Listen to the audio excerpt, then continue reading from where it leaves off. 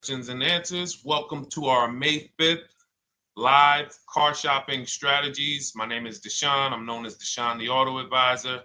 And over the next 60 to 90 minutes, I'm going to be sharing what we call the cars from home philosophy, the way you can shop, get bids, make your car buying simple, empower yourself, and guarantee that you did not leave any money on the table. We're going to talk about a lot of things you may not be familiar with. We're going to talk about things you have not heard before. We're going to tear back some mindsets that the car business has programmed in us for their profit. And we're going to tear down those mindsets because they're costing us thousands and they're making the greediest dealers in this country thousands of dollars. And we're going to get rid of that. So this show is sponsored by my new digital book. It's called Cars from Home, 7 Steps to Saving Time, Money, and Avoiding Dealerships. So I wrote that book to give you everything I know, everything I learned at Mercedes-Benz, at General Motors, running my own brokerage, and the hundreds of people, thousands now, that we've helped since 2021 to empower themselves in their car purchases. So part of my welcome offer to you is it's normally $97. You can get it for $24. That's my welcome offer for 30 minutes, anytime during the broadcast. As we go, you can get yours in my TikTok bio, in my Instagram bio, the YouTube comments, and the Facebook comments. It's a 75% off discount as part of my welcome offer for those of you who take action. And you'll have everything we teach here for the rest of your life. And you'll be able to move the same way you're going to hear me move and the way a lot of people I'm going to show you guys are moving. So no questions off limits. Feel free to start typing your questions. We are live on Instagram, TikTok. Hang on. I got Instagram up here. My man Dolan is moderating, so we're going to try to pull in every single one of your questions.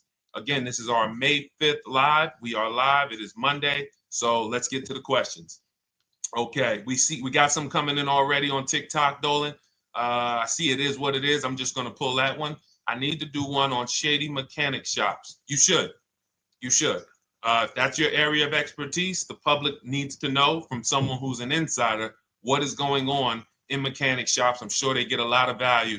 If you guys want, it is what it is to launch a channel teaching people how to avoid shady mechanic sites, type ones in the chat so he can know that he should go ahead and do that. Or she. I can't see if you're a man or woman. But let's get some questions going. Yasoy Tommy, I see you on TikTok. Interested in leasing, but I know I will go over the mileage. I drive a lot. Well, here's what you do. Give you an example. I'm leasing right now. I've never needed more than a 15,000 mile per year lease. So all of my leases have been 12,000 miles. I've never needed more than a 15,000 mile per year lease. Now, sometimes, that was because my family worked a little further from where we lived. We got a 15,000 mile per year lease, but most of the time I'm getting 12 because that's what I need. That's what I use. Now I'm paying $499 a month for this $55,000 Infinity truck. I got a 1% lease on it. I got my bids, the way we teach at Cars from Home. We're big on multiple offers. That's the only way you're going to save the big money and guarantee you got all the money is to get multiple bids. We teach you how to do that. You can do it by phone too. If you want to try to do it by phone, God bless you. We do it through email. We do it through emails and templates, and that's what we do. But I'm paying $499 a month for 12,000 miles. Now, let's just say I needed 15,000 miles. I would have bumped that lease up, and instead of $499, I'd be paying probably $30 more. So call it $530. Now, let's say I'm a high mileage driver at 20,000 miles. That instead of $530, I would probably be paying $620. And there I got my 20,000 miles per year. So the key is, and this is what you'll hear, people will blame the leases for not understanding that they choose the mileage.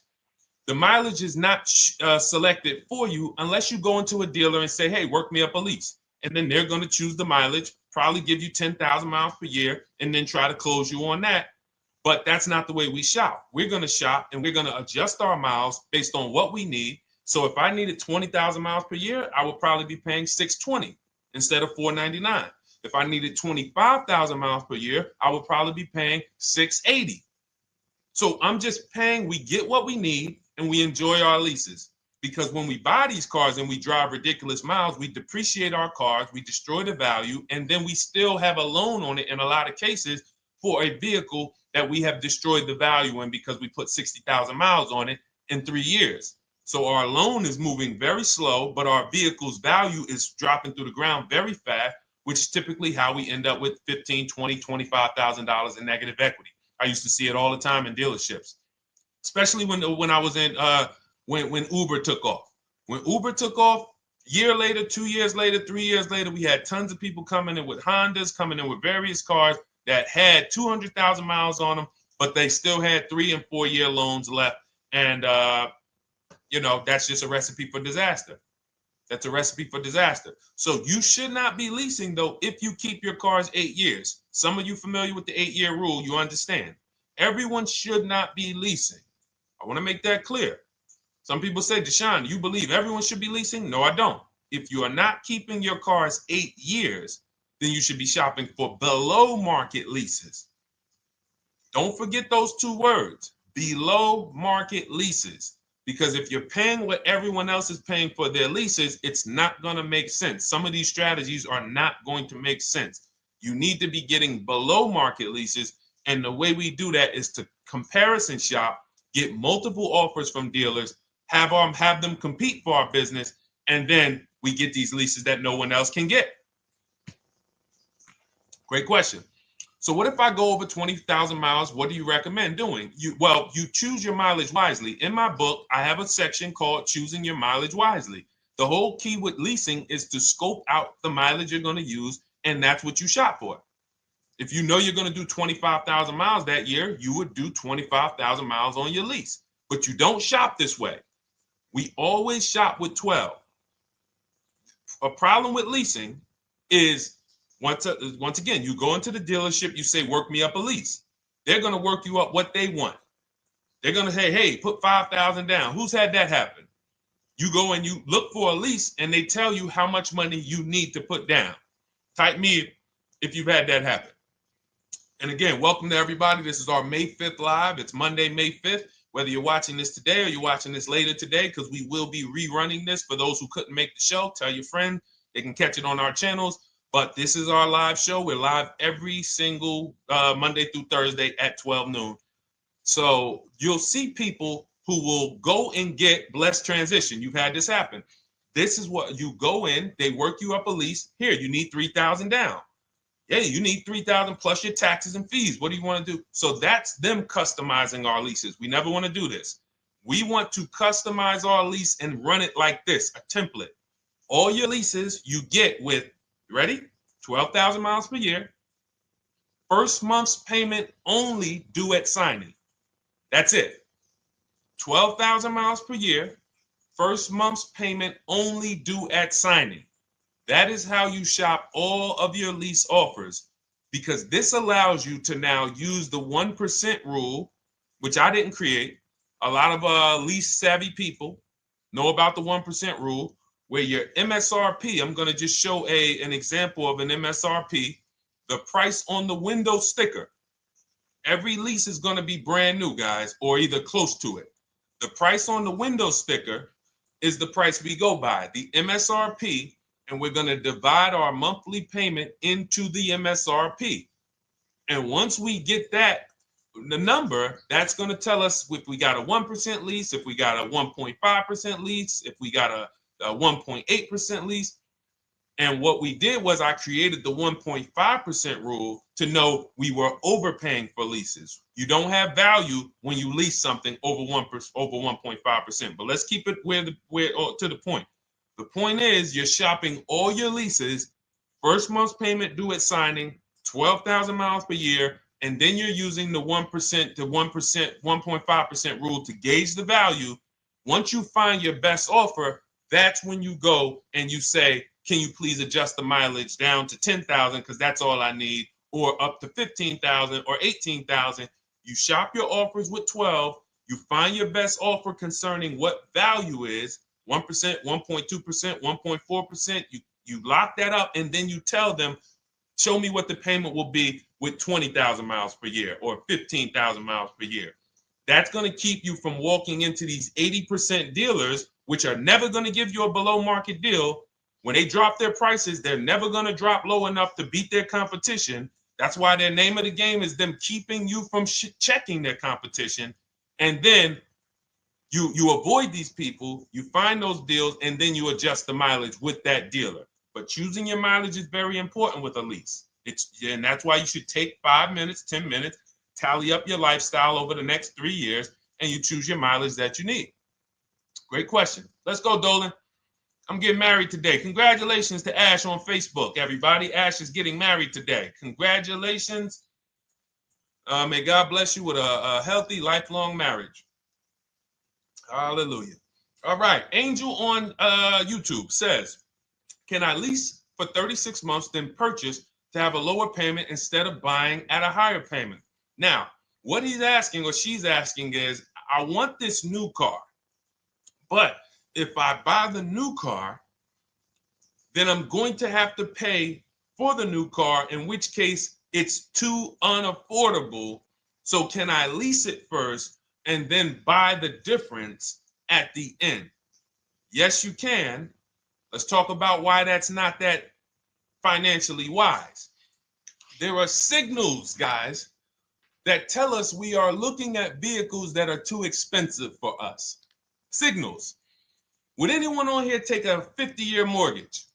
Anybody? Anybody?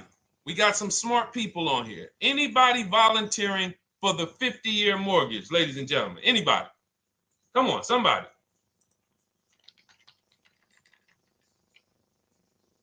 No, why not?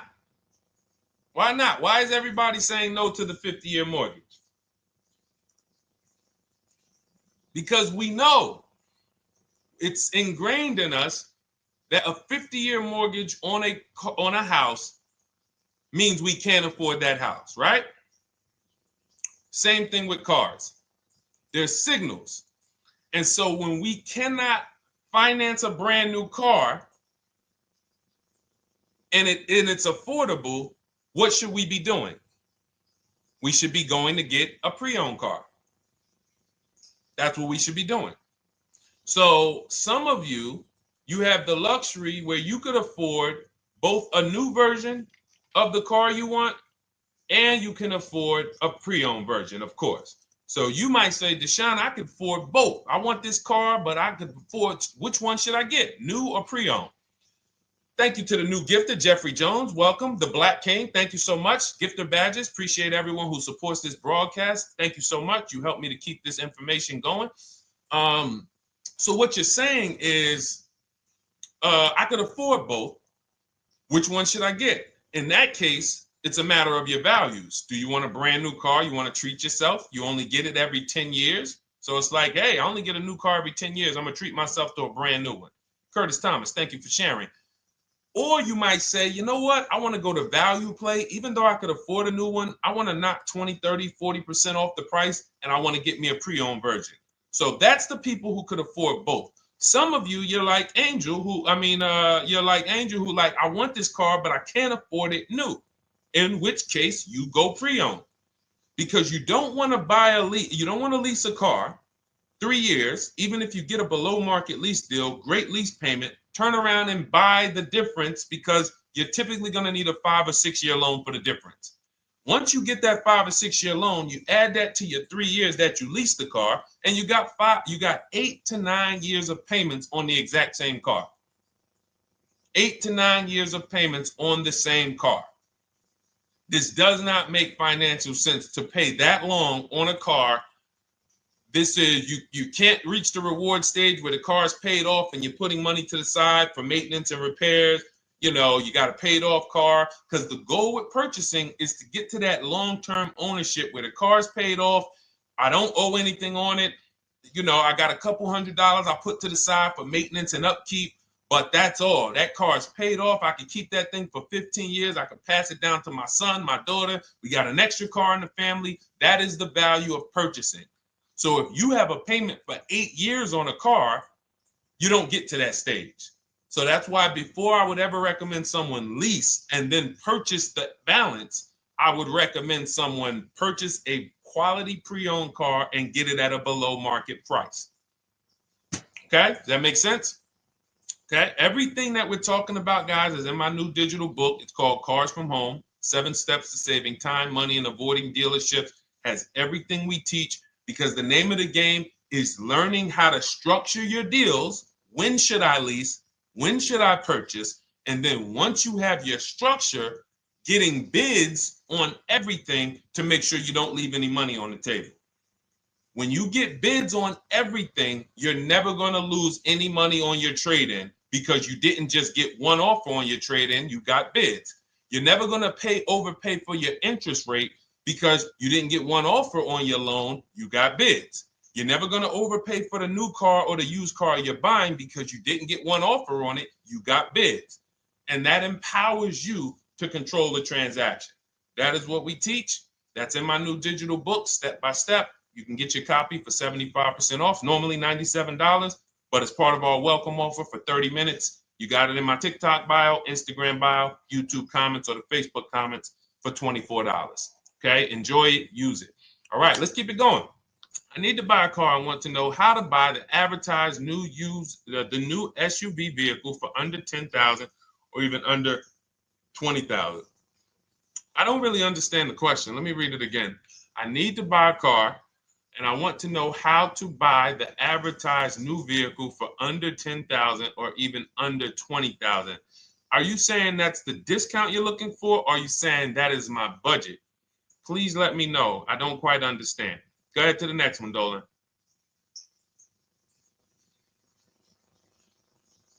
All right. If the Carfax report only has service maintenance, is it okay to purchase? Okay, so all right, this is a great question, guys. This is about used cars. Who's going to be shopping for a used car in the next year? Type the letter U. Type the letter U if you're going to be shopping for a used car in the next year. And for those who just joined, this is our Monday, May 5th, live car shopping strategies. So we are live every Monday through Thursday at 12. And for those of you who are watching the rebroadcast later in the day, you can, you'll get your questions answered. Somebody might ask a similar question, or you can join us Monday through Thursday at 12 live. Yes, so we got a lot of people who are going to be shopping for a used car. We got Buffy on Instagram, Fran Bar.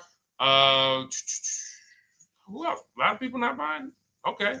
Instagram, the only people buying used cars? Okay, well, let's talk to you guys. Listen, so here's when you're looking at a used car, what you're focused on is first the service record. First the title history. What is the title history? That means, is it a salvage car? Is it a frame damage car? Is it a now, well, let's start first. Where do we find these cars? Let's start there. We're not going to lots. We're not stumbling onto people's lots. That's what they want. We do not want to go through our neighborhoods looking for used cars. Anybody who does not have a used car on a website, they're trying to take advantage of you, because that is unadvertised, that they don't want to be where the competition is. That is not the way we're going to move.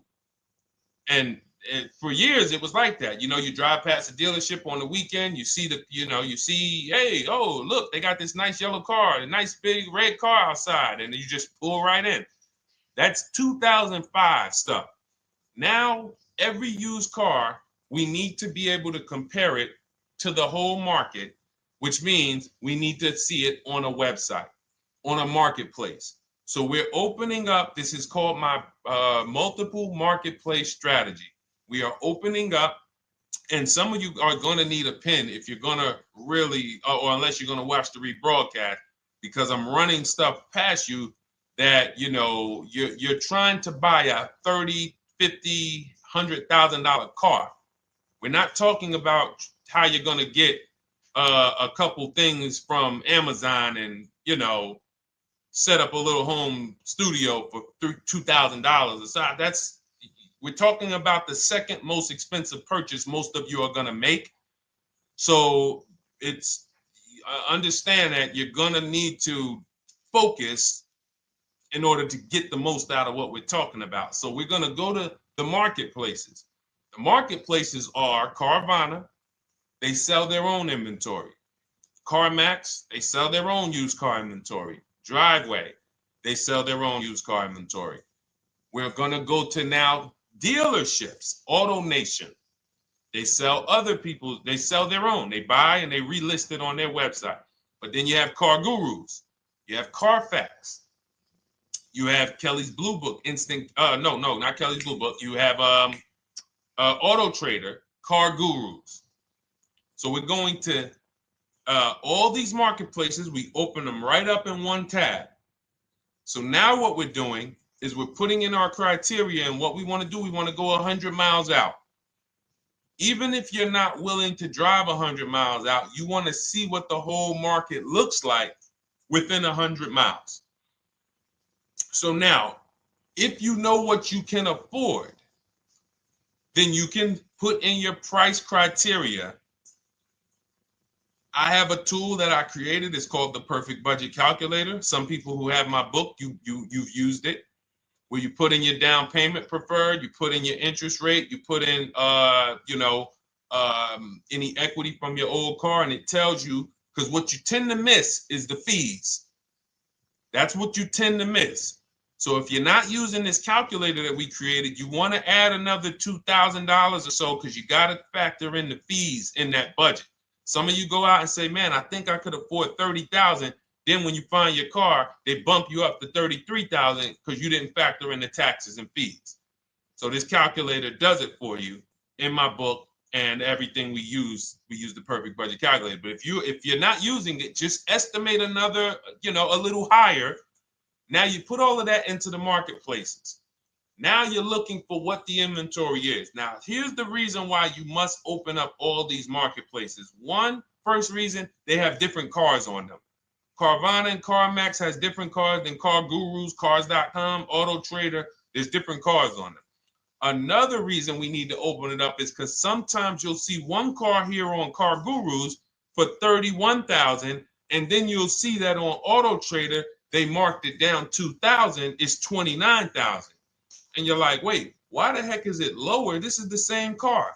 Well, it could be because this marketplace got the notification first to lower the price, and maybe this one takes a little longer to see that, oh, maybe that takes 24 hours before their updates take effect.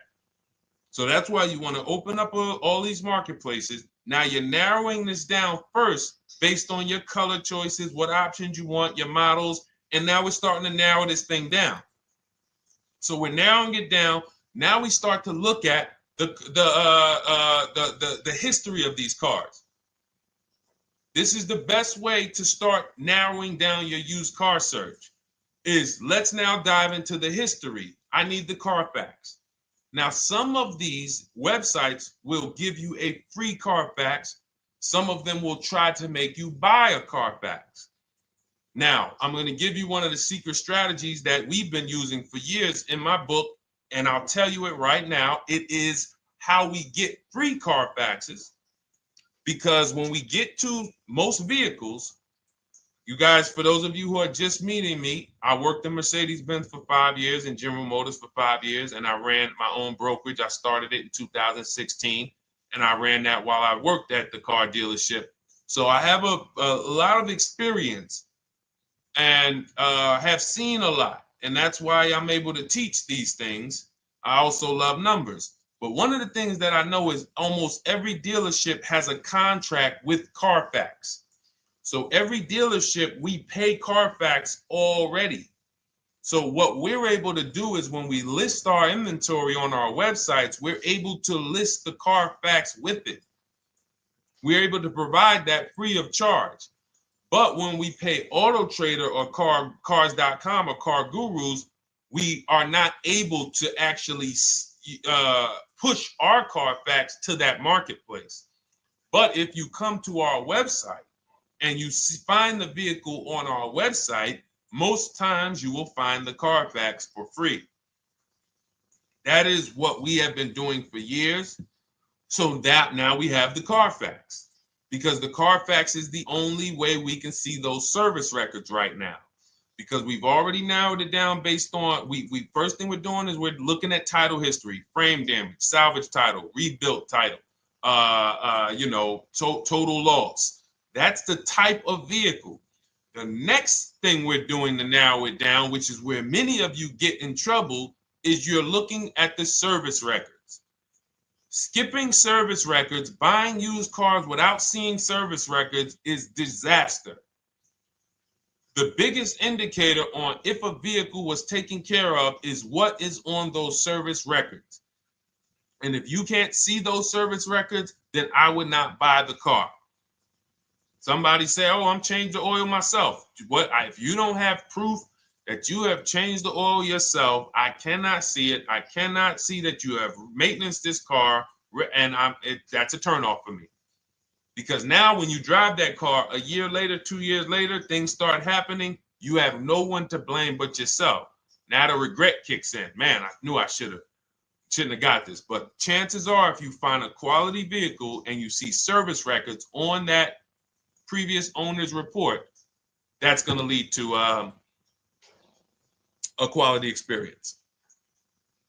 Okay, so that's pretty much how the initial part of our multiple marketplace strategy. As you can see, we have this to a science. Nothing that we're doing is by chance. Nothing we're doing is on a whim.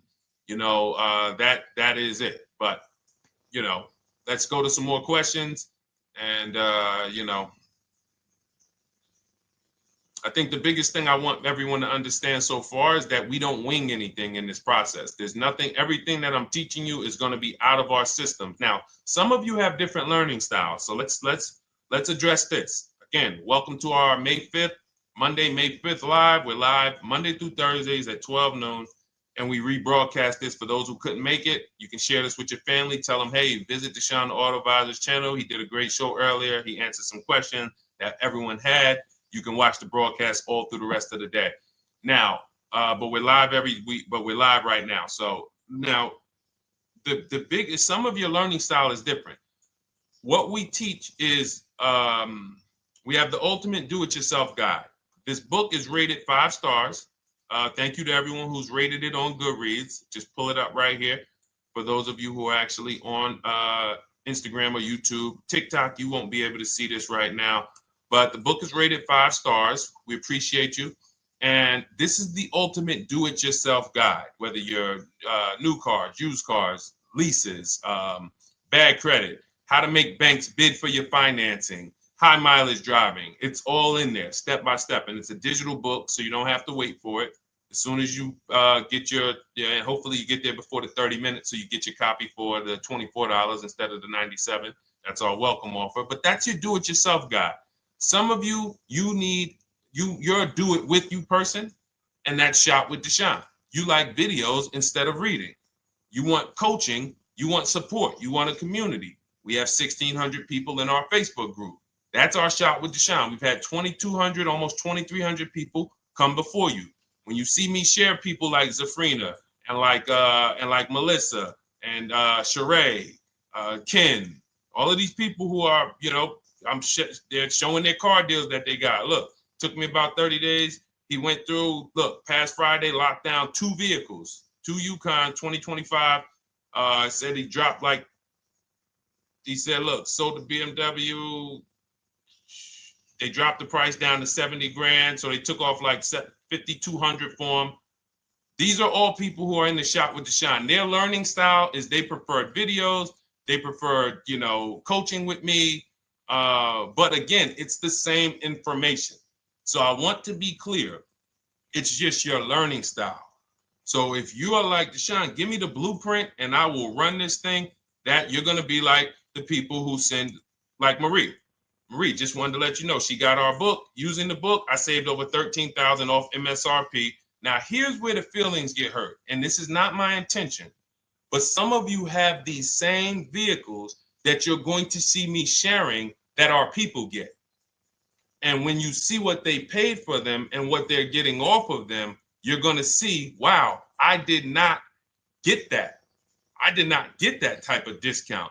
So all of you who have this 2025 GLC coupe fully loaded, she said they took $13,000 off MSRP. She got her bids from home, got my payment to be hundreds lower per month, maintenance included, no money down. We are masters at no money down deals. You should not be putting money into these cars unless you intend to keep them for 10 years and you got a great price already. You got a huge discount already. You should not be putting money into these cars. I have never done more than $1,500 out of my pocket for any lease. And when my car that I bought, I put money down on that because I bought it to keep it. But everything else, we are shopping with no money down. So you're going to see that a lot. So again, depending on your learning style, you can head to my bios and to the comment sections, open the Cars from Home Toolkit, Shop with Deshone might be right for you. I don't care how you get the information as long as you are saving the money. I don't care. If you could do it with a $24 book, do it with the book. I would rather you say, man, this guy Deshone helped me. I bought his book. I got it on the sale because he did the welcome offer for $24. And man, I done got 4, 5, 6 cars using this thing. And all I paid was $24.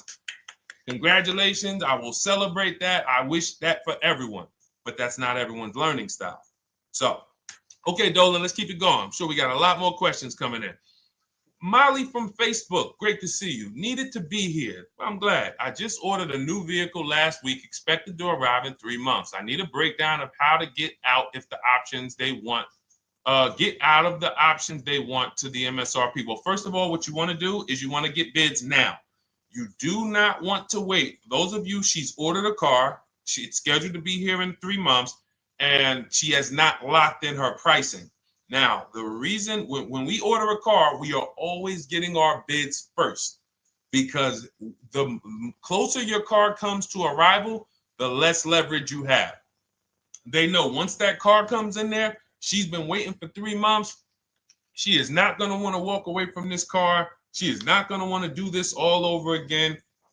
And they're going to probably take a shot and say, or if you look for a discount at that point, you probably are going to be like, no, I'm sorry, we can't give it to you. So what we're going to do is we have to now send that request out. Now, there's 2 ways for you guys to do this, whether you're leasing or purchasing new cars. 2 ways for you to do this. You can do it your way, which is calling around. Calling around, not going into dealers, calling around, ask for sales managers, try to get yourself at least 5 offers. Because the only way you're going to see how overpriced the offers are is to actually get multiple offers. So I'll give you an example. I'm showing you guys on the screen what a market report looks like. So we also have a division. We shop for people's new cars and their leases if they have good credit. So when you see, oh, I tried to pull it up. It's not loading. So what you're going to see, and some of you who've used our stuff, you can testify to this. There is a huge spread between the best price and the worst price. Huge spread. So in order for you to know you actually got the best price, you need to see 4 other offers that are higher. I'm going to say that again. Thank you to all the gifters on TikTok. Thank you, Jeffrey Jones. Appreciate it. You need to see other offers that are higher. So let's go back to my car.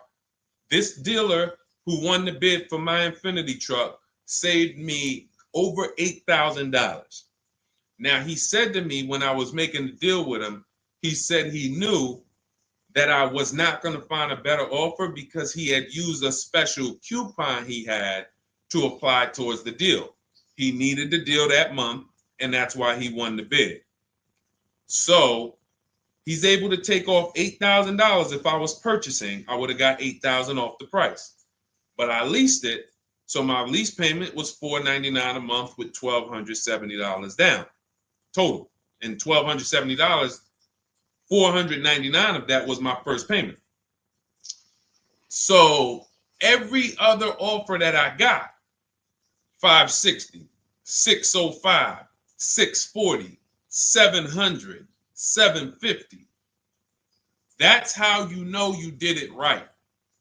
If you don't have a bunch of the 80%, we call them. This is the 80%. Some of you have heard me say we don't negotiate with dealers with fake fees. It's a losing battle because even when they take off all the fees, they're still super high. I'm going back and forth by email. So if you're using what we teach, you're taking minutes out of your day. You're going back and forth with email. We close deals in 60 to 90 minutes. I'm not inviting anyone to car college. 60 to 90 minutes of emails back and forth. Next thing you know, we're closing a deal. But you're going to see, even after back and forth and telling the dealers through email, you can do it by phone. Hey, I'm shopping other dealers. Please make me your best offer. I have all the templates written. So when you're using our stuff, you don't even have to wonder what you're going to say. You just copy and paste our template. But even after that, you're going to see, wait, these people are still giving me super high prices, even though I told them I'm shopping, even though I told them I'm serious, I could buy the car right now, even though I gave them every single thing I need to give them to get an offer, they're still $150 a month higher than my best offer. That's going to prove to you that they are the 80%. They are not coming down.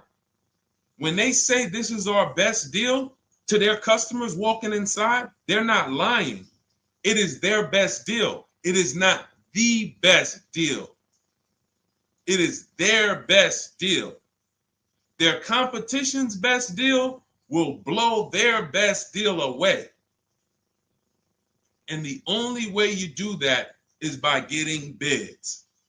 So that's what you need to do, Molly. Take exactly what you're looking for. If you want to call around, call some sales managers and say, hey, listen, this is what I'm looking for. I put in an order, but I'm not dead set on the price yet.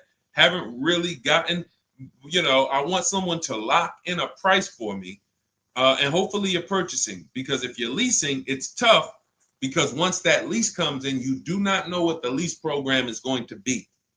So if the lease program is bad, then you could find yourself jammed up. Now, here's what we try to do to prevent that. It's not always possible. Here's what we try to do. Once you have found the best dealer who's won the bid, now what you're going to do is say, based on this price that you're selling me the car for, can you give me a lease estimate now? So let's say I'm ordering this Infiniti. I shop around, I find a dealer who says, all right, Deshone, I'll place the order. I'll take $6,000 off list price for you if you do the business with me. Perfect. Can you give me a lease quote based on that now? I know this is not the vehicle. My vehicle's coming, but can I get some type of an estimate of what it would be? And then I look at that, and if it's affordable, now I place my order. But I'm not placing an order for a lease blind, not knowing what my payment's going to be when that car gets here. Okay? Does that make sense? I know I may be typing, this is heavy. That's why I told you guys, when you're here with us in car buying, below market car buying strategies, this is like short 60 to 90 minute master classes. This is not lives where I'm showing you how to make macaroni and cheese and turkey and like, okay, yeah, you got your music playing in the background. Hey, listen, all right, what I need? Oh, hand me the Sazon. No, you could do multiple things. This is heavy finance talk for 60 to 90 minutes, and it will change your life. And I just saw my girl, Lisa. Lisa, good to see you. Lisa's been, she's been learning from us and rocking with Cars from Home. Let me see. I'm glad you clarified, even if no money down on the lease, you still really have to give them the first month's amount. Yes, I don't know what I'm going to do yet, buy or lease. No matter, I'm learning lots and sharing with my peeps. Thank you, Lisa. Thank you. Now, technically, you don't have to give them the first month's payment either. What I do is our templates all involve shopping, first month payment due at signing. But if I wanted to, so let's say, for example, on this $499 a month lease I got on the Infiniti, and I'll actually will add this because I'm glad you said that. The lease that's your first month's payment, so it's not considered money down. It's considered your first month's payment because you're leasing, you're paying 36 months or 39 months. We don't do 4-year leases. We don't even do 3.5-year leases in most cases. We're not doing it. It's 36 months, 39 months. And if they have a really, really good program for 2 years, they will tell us about it. But we shop for 36 months. But you can tell that if I wanted to tell them, you know what, I want to do a straight sign and drive. I don't even want to give you the $499 for the first payment, which means you're asking them to pay the first payment, then it would have just been $500 going back into the cap cost, which would raise the payment probably with interest and taxes, maybe 15, 17 bucks, something like that. So if I truly wanted to bring nothing to the table, I can just have them to, cap the first month's payment. You can do that. You can do that. So you can ask any questions. I know you're in our Facebook group, and so you let us know. But the 8-year rule is your basis for leasing versus buying. The 8-year rule, when you guys open up my book, you'll hear me talk about this. I'm going to make a whole lot more videos about the 8-year rule because it is the parameters for how to know whether to lease or buy. It takes into account how drastic cars depreciate. They lose value like crazy. All the losses are in the first 5 to 7 years, and you don't win until you've kept the car at least 8 years, compared to someone who's getting a below market lease. So let's take an example. You look at somebody like, Brian. Brian got my book. Just finalized my first ever lease using your system. 2025 HRV Sport all-wheel drive, $30,000, $505 MSRP. So this is a $31,000 vehicle almost, and he got it for $395 a month, which is a 1.2% lease, no money down. Now, his initial quote from this dealer was $434. This is the winning dealer. But in my book and in our systems, we have a counter offer calculator where we put all the offers we get into the calculator, and then it calculates the best offer and it tells us what to counter. So his initial quote was $434. He countered with the calculator and ended up closing his deal at $395. So these are the people that, for all of you who you're like, wow, are there any cars out there with a $300 payment anymore? Well, if you're buying a car, you are buying it at a $300 payment. You could only spend, who knows, every $5,000 on a vehicle is about how much per month. Every $5,000, when you're looking at a car, every $5,000 on a 5-year loan, which is what you should be defaulting to, is about how much per month. Thank you, Nikki. Nikki got a #1 gifter badge. And I don't really know what all of that stuff means, but I definitely appreciate it. The Black King, thank you so much. I just know it means you guys support the show. So I appreciate it. So who knows? Every Nucci Graham is and I wanna Nucci Graham will address you next, because as soon as you get your book, on the thank you page it says, "Thank you for your purchase. Click below to open your book." So we'll address that shortly. But okay, thank you, Lisa. Yes, every $5,000, and Nikki, $100. So this keeps you in the safe zone. When you are looking for how much loan I'm going to take, you are looking and saying, every $5,000 is going to cost me roughly $100 per month. So if I want to spend $400, then my loan needs to be about $20,000, which means I'm looking at this car. If I'm going to buy it for $23,000 plus fees, and I want to be at $400, I'm going to have to come up with some more money down, because I need to get my payment here. I need a $20,000 loan. I'm not going to go in looking at a $20,000 car and thinking, man, can they get me to $250 a month on this? No money down, because the math doesn't make sense. Because the only way they can get you to that is to put you in a 7 or 8 or 9 year loan, which is a horrible deal. And they've done it to a lot of people, because you go in and you just say, get me to this monthly payment. And they're like, well, you didn't say how long. You come in later, hey, man, my loan is, I remember, man, a guy called me, and this is, unfortunately, people are not trained to look at how long their loan is. Early in my career, I think I was still with General Motors, and a guy came in and he had some vehicle, And he was like, you know, D, could you look at this, man, and tell me, because I don't, you know, I'm trying to get out this thing, man. They telling me I can't get out of it now. That's a recipe. You bury yourself when you make these types of moves.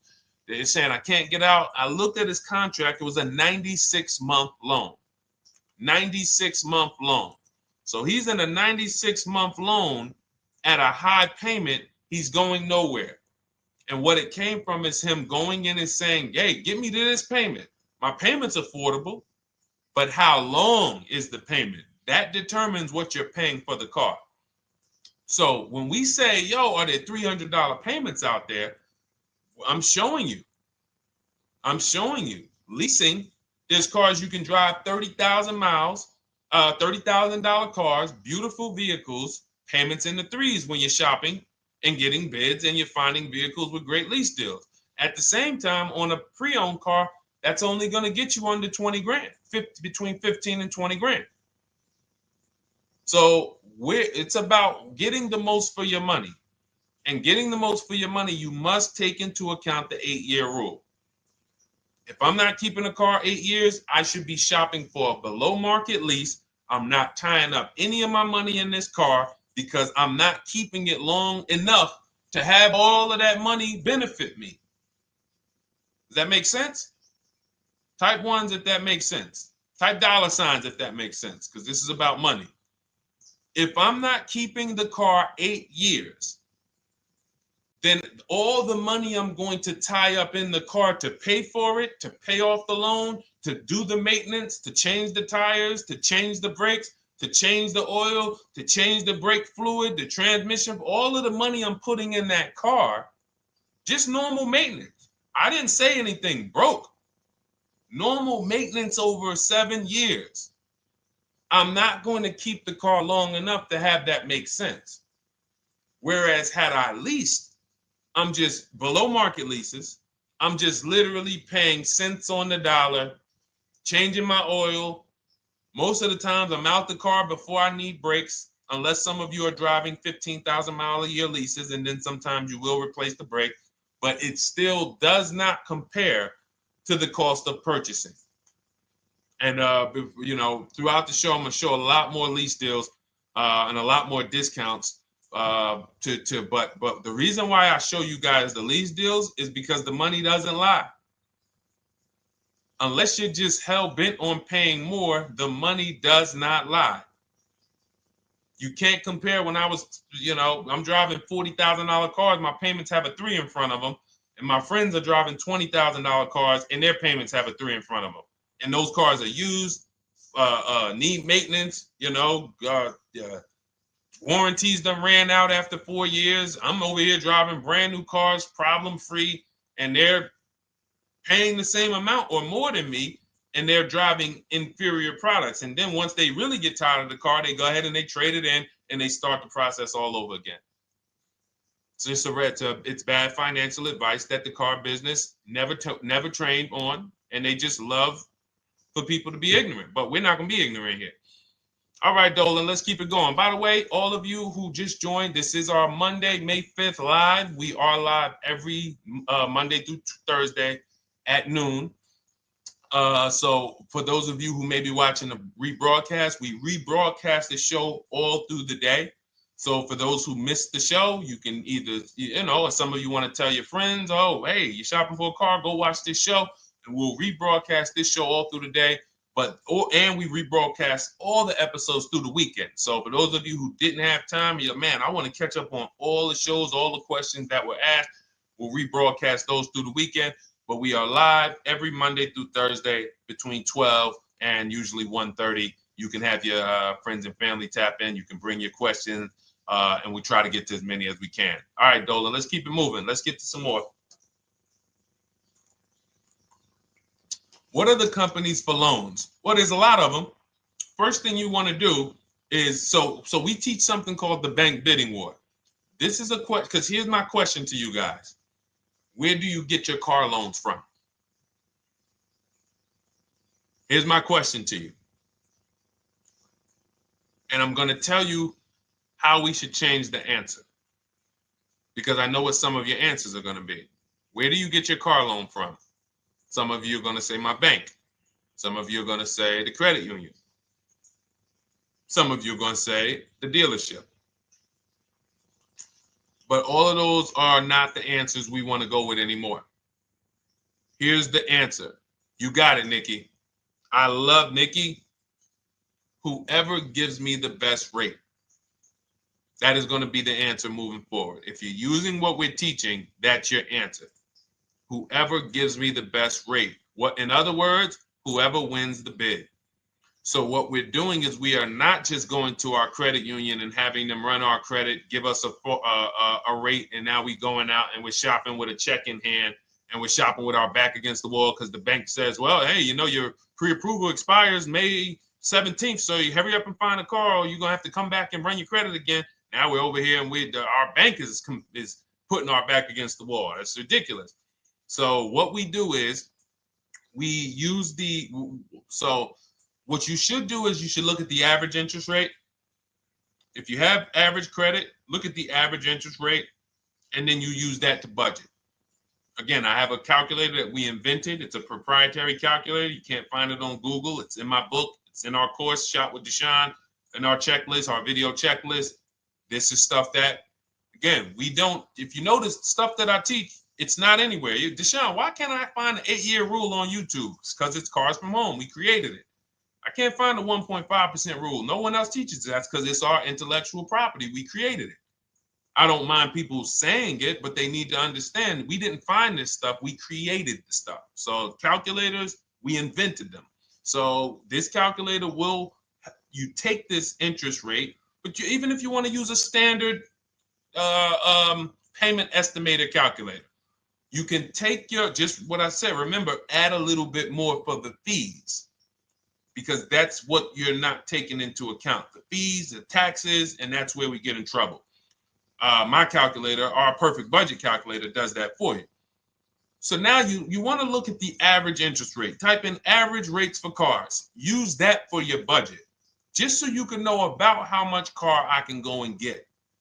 So between what I told you about the 5,000 being $100 a month, and that last part about, adding a little bit more and using the average interest rate, you should have a good gauge on a range of car to go and shop for.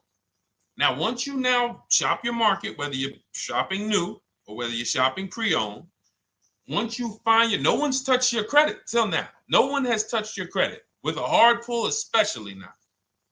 We do not, in order for this to work, like what Nikki is saying, where you're only giving your business to the bank or credit union that gives you the lowest APR.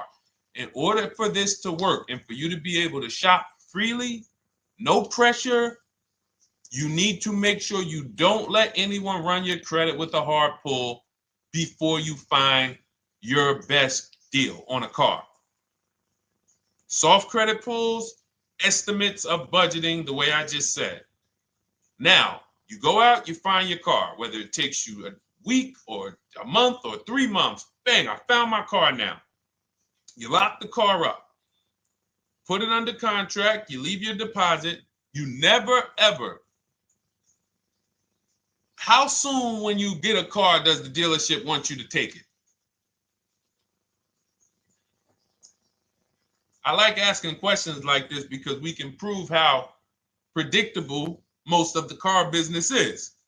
How soon after you purchase a car does the dealership want you to take it? Thank you, Janae. Immediately. Now, the reason for that is, there's various reasons. There's various reasons. Right then and there, Molly, yes. But what I want you guys to focus on is what you lose by taking it right then and there. You lose the ability to shop the interest rates. And shopping the interest rates is very important because you'll always wonder, could I have gotten a better rate? So what you do is you lock the car up, you let them know, hey, I'm going to go home, just give me my, let me get my paperwork so I know exactly how much I need to tell my bank. And here's the key, if you guys can beat what my bank or credit union gets says, then I'll give you the loan. See, some people think that I teach don't let the dealerships compete. I never teach that. What I teach is don't let the dealerships be your first offer ever. They are always your last offer, and they're competing against other offers that you got.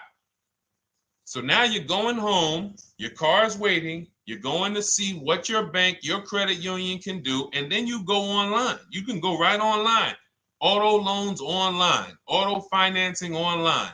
Let all of these banks and credit unions access your credit now with the hard pull, because there is an article that Experian did, and you can find it on almost any credit bureau, wrote an article on rate shopping. They allow you to have multiple lenders compete for your business within a small period of time. They say the window is 14 to 45 days. So if the window is 14 to 45 days, how quick do y'all think I want you to do it?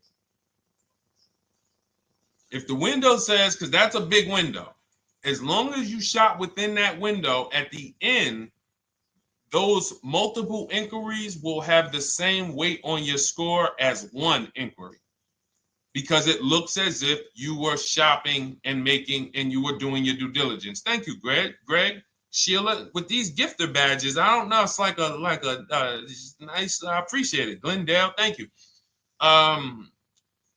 So with these, when these banks are competing, what you're trying to do is say, everyone here on my end, we call this the bank bidding war. This is round two. Round two is you are bringing your car home. I'm sorry, you are at home. You're going online. You're calling your bank. You're calling your credit union. If you have one, you're going online. This will take you literally one day, not even. This maybe take you an hour. Because if they say that the window to shop is between 14 and 45 days, I want you to do it in 24 hours. We want all the competition in 24 hours. Because that guarantees we are way within the window. They're going to look and see, wow, this person bought a car. They had multiple lenders competing in a small period of time. They're not out here just letting people run their credit over, every week. Some new banks running their credit. So now you call the dealership afterwards. You say, hey, the best offer I got was from such and such credit union or such and such bank. If you guys can beat it, I'll give you the business. You allow the dealer to now shop you to their banks. In which case, they're going to call you and say, hey, good news, we got you a better rate. Or, hey, good news, we couldn't beat the rate, but we can match it.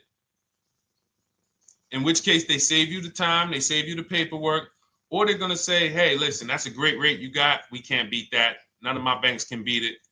And in which case, we guarantee all around we got the best rate, which is the goal we're looking for. As Nikki said, I'm only giving my business to who gave me the best rate. That is the bank bidding war. So when you get your digital book, Cars from Home, you'll get that in writing. We also have it in our Shop with Deshone video checklist for those of you who are more do-it-with-me types. Again, we're all about your learning style. And some of you just like, Deshone, I see you. Can you shop for us? What are these? I'm seeing a lot of you guys shop for people, new cars, new cars, leases only.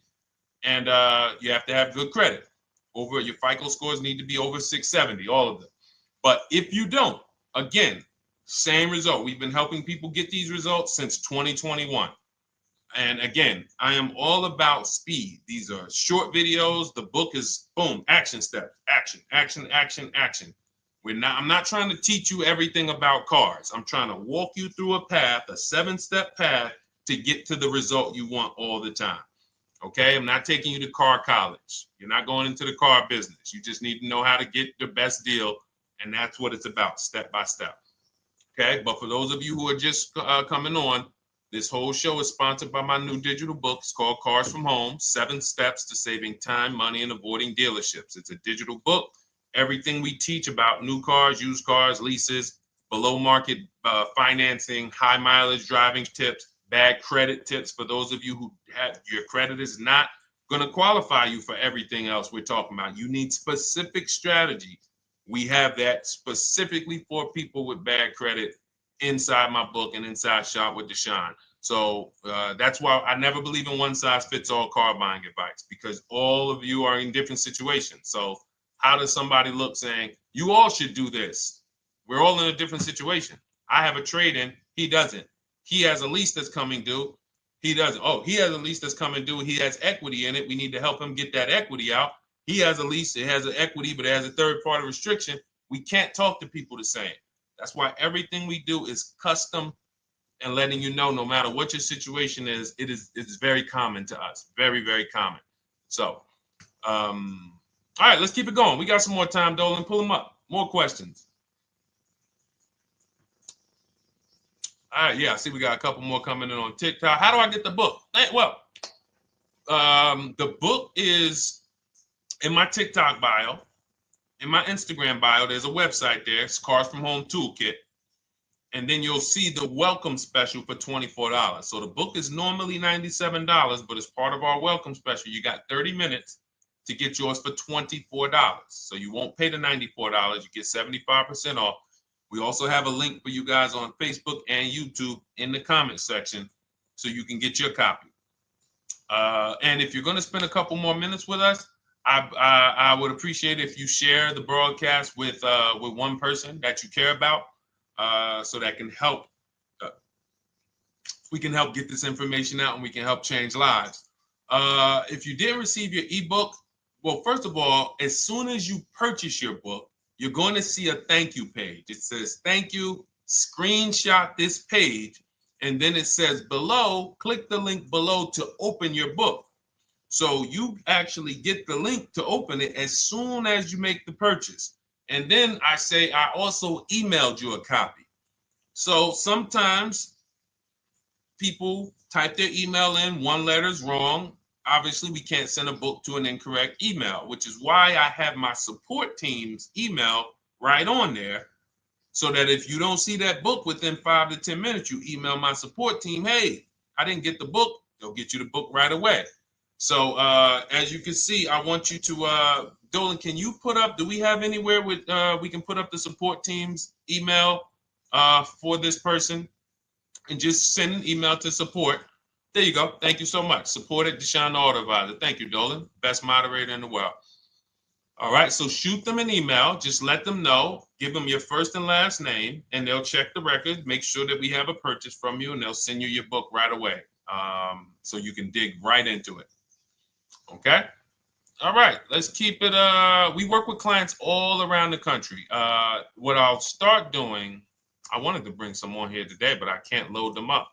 The system is showing an error. So I got a lot of people. I always bring tests. I always like to show results. So, you know, I'm a results person. So you'll see a lot of people that I share. Brian, who has our book, and, you know, his lease, Marie with her $13,000 off. All of these people made deals from home. They were not in a dealership negotiating this.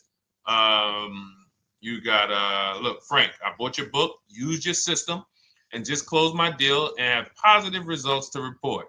I love when y'all email me, by the way. Like, please continue to do this. A caveat is I wanted a just released 2026 Genesis G70 Advanced, and there are no incentives. I could have gotten incentives on the 2025. However, I wanted the 2026, and I was willing to pay. So even with high demand cars, even with cars that are rare, this is the situation. I reached out to 20 dealers and I received 9 offers for 36 months, 12,000 miles on a $58,000 MSRP. The initial offers range from $1049 to $901 with everything in between. I counter offered using the calculator that we have and closed the deal at $815 on a $58,000 MSRP. That's a 1.4% deal.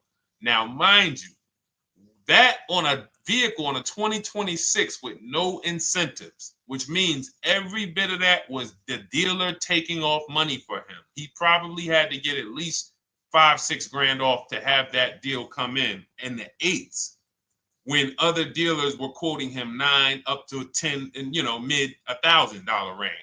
So, you know, but so I show the book testimonials. I show my Shop with Deshone testimonials. But I want to start bringing these market reports so you guys could actually see that's our team shopping all around the country. And that allows us to stay, we're able to just stay on top of the market, like from state to state. It proves like this stuff is not, oh, if you're in New Jersey, the deals are better. Hey, if you're in Florida, the deals are better. If it's California, we don't have deals out here. All of this stuff is not true. And thank God we have people using the Cars from Home systems, be it by book or be it by our video checklist, or be it us shopping for people all around the country where we can tell you beyond a shadow of a doubt. I can show you market reports from Texas, from Oklahoma, from South Dakota. We did a deal for a Mazda, a South Dakota deal, Nebraska, California, Florida, Georgia. We're shopping for people all around the country. And there's great deals everywhere in the country when you know how to make dealers bid. Because you're always going to find that 20% dealer who just wants to beat their competition. They're the best in the region. And you got to go out to find them. You got to have a system to find them. Because most of the dealers are not them. Most of the dealers are the 80%. That's just the way it works. It's a numbers game. And the 80% are very expensive. And when you walk into the 80%, they'll go down. You're like, oh man, all right, can you take off?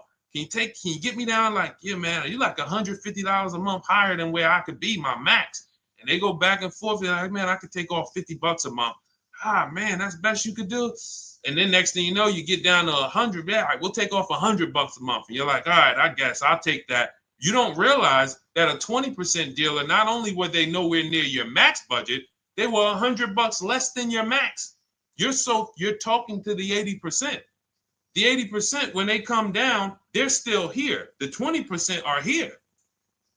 So you're over here with an 80% dealer walking into these dealers. 8 out of 10 dealers over here are 80% dealers. So y'all talking them down like this, and y'all thinking we winning. Oh, I talked them down to this. Meanwhile, the 20% dealers are here. 20% dealers will launch a bid. We gotta cut. Oh man, if this thing wasn't broken, tomorrow's show, I'm gonna bring on a lot more market reports. We got dealers who come right out. We getting offers 700, 790, 820. Dealer come right out 650. Boom, blow everybody away.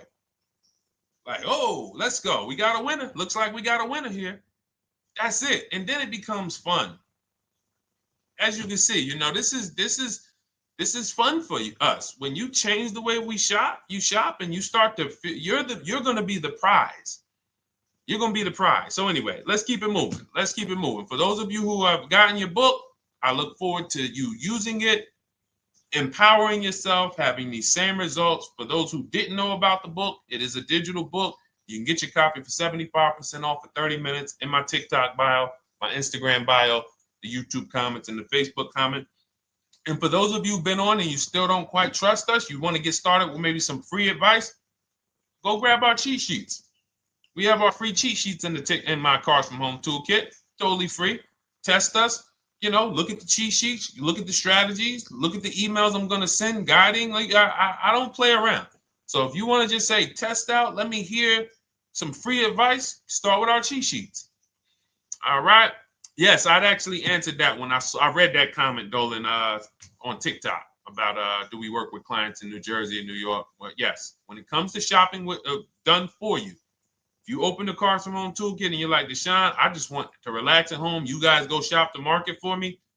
If you have good credit, FICO scores over 670, and you have and you're shopping for a new car or a lease, you can book a call with us and we can see if we can help you. Book a 10-minute call. It's free.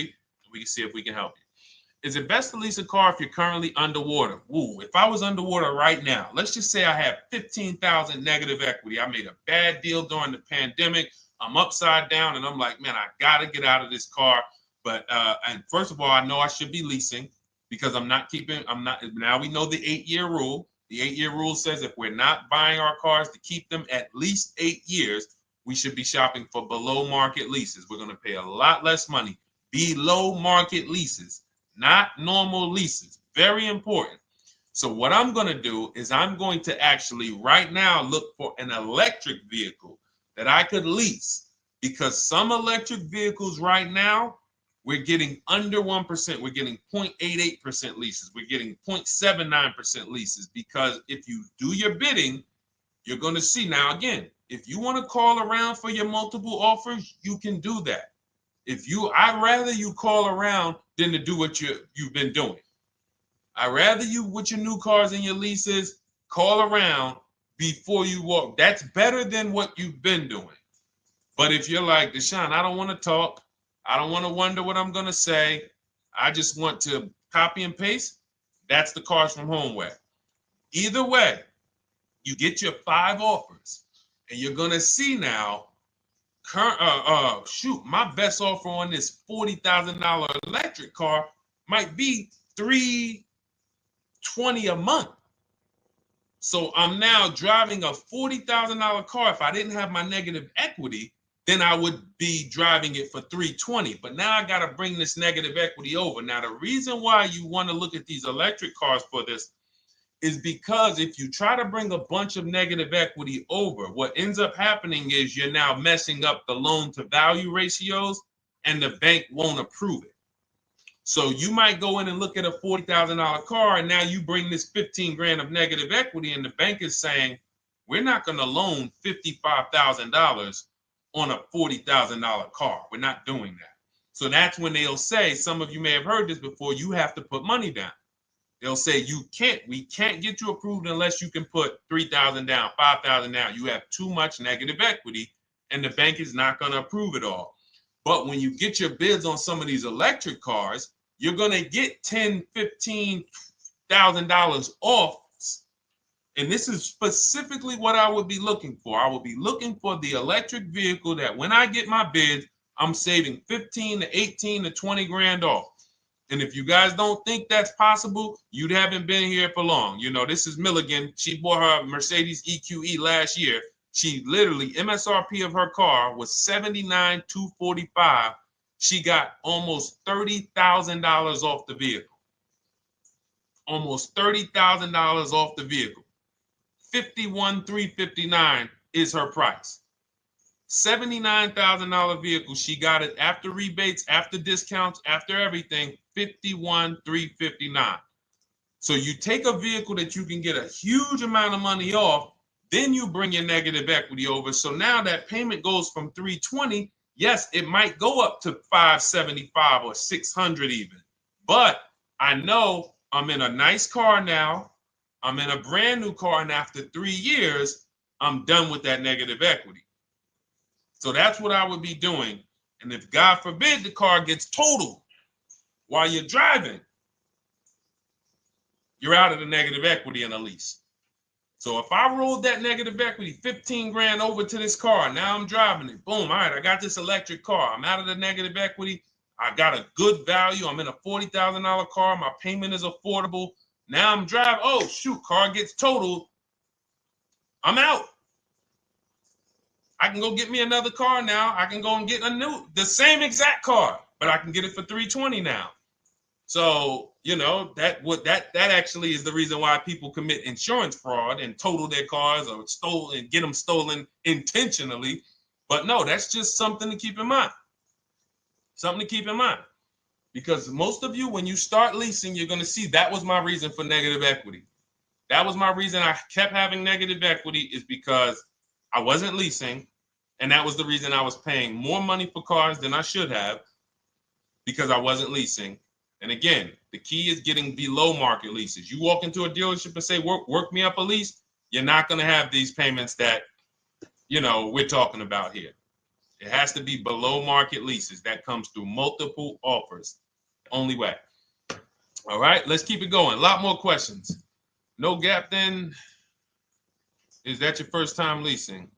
Well, no, we'll get to that. I see it's a little conversation happening on TikTok over here. By the way, everyone, this is our Monday, May 5th live. We're live Monday through Thursday. Tell your friends, please.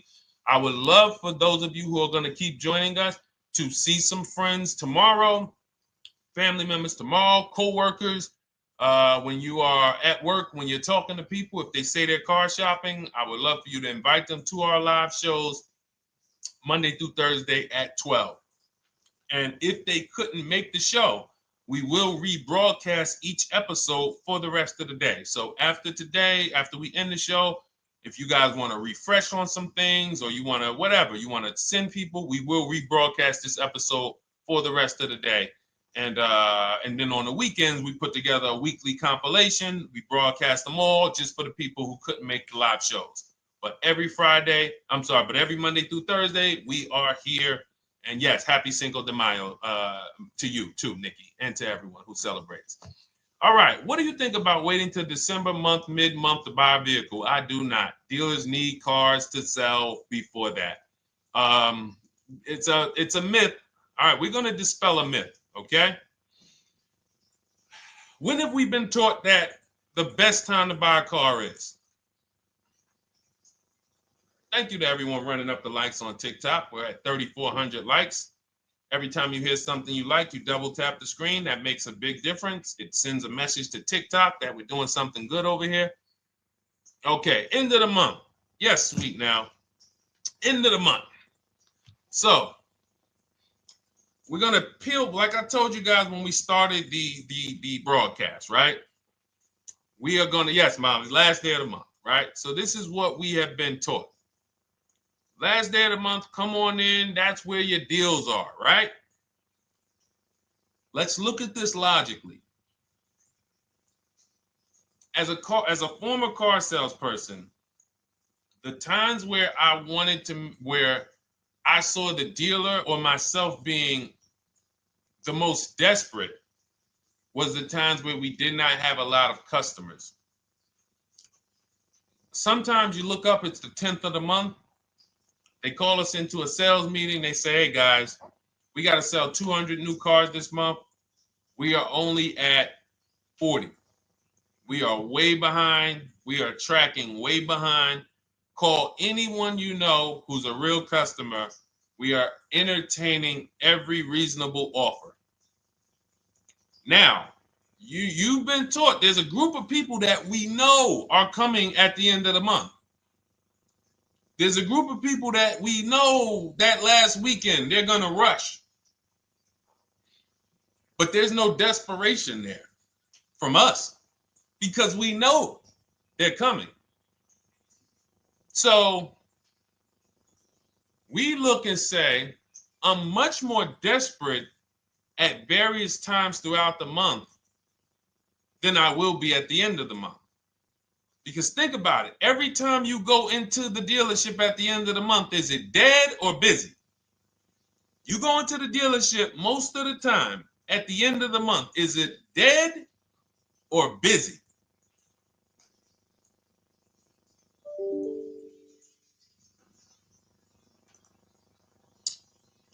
Thank you.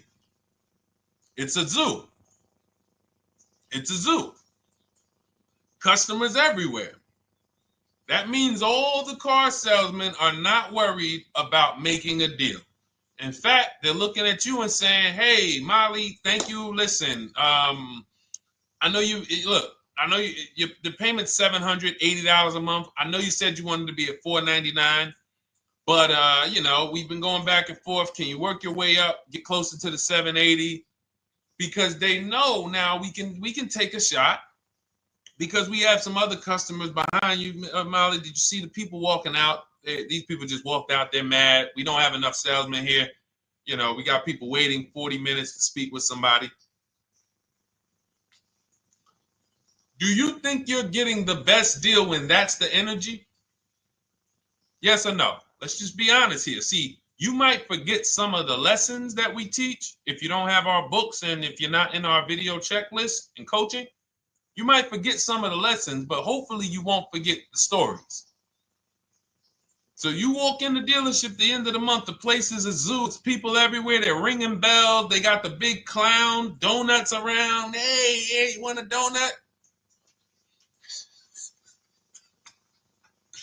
Do we think there's desperation? Thank you, Sheila. Thank you, Molly. There's no desperation here. And they don't magically wait till the end of every month to hit their numbers. Some dealers hit their numbers at the 25th of the month. Numbers are hit. We still got people coming in end of the month. So What we want to do to answer the question is we want to be positioned. What I like you to do, for those of you who are in an emergency situation, you need a car in a week, in 2 weeks, that's fine. Everything we teach can guide you. We've had people who got their cars in 3 days. Like that's not something that is let's see. This is my second go around, much easier, more relaxing experience. Calculator definitely helps. Turned in my CRV, got a 2022 Marcus, some dealers wouldn't do. Somebody, I wanted to read you somebody who got their car in like 3 days, 5 days. That's normal. Again, like I said, we're not taking you to car college here. Like you know, our step-by-step programs can get you to your cars in less than a week, 90 minutes. But you don't want all your car shopping to be emergencies, because here's where you want to be. You want to be able to say no for up to 3 months. Reason is, there's a group of people that walk into the dealerships. They're there right now. They're desperate. They're giving off desperate energy. They can't say no. They back themselves into a corner for whatever reason. If their leases are up, maybe they don't know you can get an extension. If your lease is up this month, you can call. You can get yourself an extension for 1 month. Some leases will be extended up to 3 months, up to 6 months. Those of you who have cars and you're like, Deshone, I'm shopping for a new car, but I don't need it. I just, my car still got some life to it, but, I want to look for something new. This is a position of power to be in. This is where you want to be. You want to be able to say to yourself, all right, let me look at the offers this month in May. All right, I'm going to follow up next month because the offers change. The used car market changes. The lease prices change. The dealer desperation, it changes. I'm not letting tariffs push me into doing something and making a bad deal. I'm not doing it. I'm not worried about tariffs coming, because there's going to be deals no matter what. If the prices of the new cars go up, what happens to the prices of our used cars that we're going to be selling? See, that's how we really won during COVID. Some people who've been with me since 2021, that's how we were winning. My man John Shaw, he was one of the first people. David Isaacs came in, got his BMW. Yes, the lease prices were slightly higher back then. We were still getting under 1.5. We were still getting 1.4. John got a 1.2 on a Jeep Wrangler, but we were selling our old cars for 8, 10, 12 grand more than they would be worth today. So even if the new car market goes up, we know how to maximize the prices of the cars we're getting rid of, and we're going to offset it. So we want to position ourselves to be able to say no. That is the strength. That's the leverage where we can say, you know what? All right, I'm going to follow up next month. Now we're telling the dealers right up front, hey, call me. I'm good between now and June 18th. I'm good between now and July 20th. So now what those dealers say is, okay, this is a serious customer. By the way, we have all this in templates in my book. You fill out the template, you fill in, here's the day you can buy a car. This is your deadline. When we blast it out, these are things you can call dealers and you can tell them, hey, I'm good between now and anytime before the summer. Call me if you get a black one with the red seats and this package in it. If you want to call around, you want to do it that way, you could do that. But what you're letting them know is, call me when you want to make a deal. I can make a deal today. Let me see the numbers today. Great. All right. If sometimes you'll see that a car is a little bit out of the range we want it to be in, you might say, man, I'm looking for it to be around, 505. This thing's coming in about 550. Okay, maybe I'll check next month, see if the program gets better. You might say, all right, dealers are saying to some of you shopping for cars that maybe every dealer is not going to have it. When you reach out to the dealers, only 5, 6 dealers have it. But they say, hey, I got something coming in May. I got something coming end of May, June. Is that good for you? See, they're desperate customers. They can't say yes to that because they back themselves into a corner. But you guys now operating with a 90-day shopping cycle. If a deal comes today, I'm jumping on it. But if you got something coming next month, I'm jumping on that. Call me when you're desperate. Call me when y'all have that meeting. Hey guys, we're way behind. Listen, we need a deal. I'll take any deal right now. Hey, is that person that Sheila McCauley, you know, that last month, her number, we couldn't make that deal last month. Did she get a call yet? Hey Sheila, did you get a call yet? No, I'm still waiting. Okay, great. We can get to your number now. Perfect. Thank you. Positioned. So we want you to be positioned when you use what we teach, whether it's the Cars from Home digital book, whether it's the Shop with Deshone. For those of you who are like, Deshone, let's do this together. I want the checklist videos. I want coaching. I want to be able to pop into the Facebook group, ask around. We can't give you that for $24. No author can give you the support. I got tons of books. There to Be a Man, In His Steps, Tony Robbins' book. None of these authors can give me support for the price I paid for their book. That just can't happen. But some of you are like, you know what? This is a big investment. I want to make sure I have access to, you know, systems for life. That's the Shop with Deshone done for you video checklist. And then you got coaching direct with me in our Zoom calls every first and third Wednesday. Twice a month we do.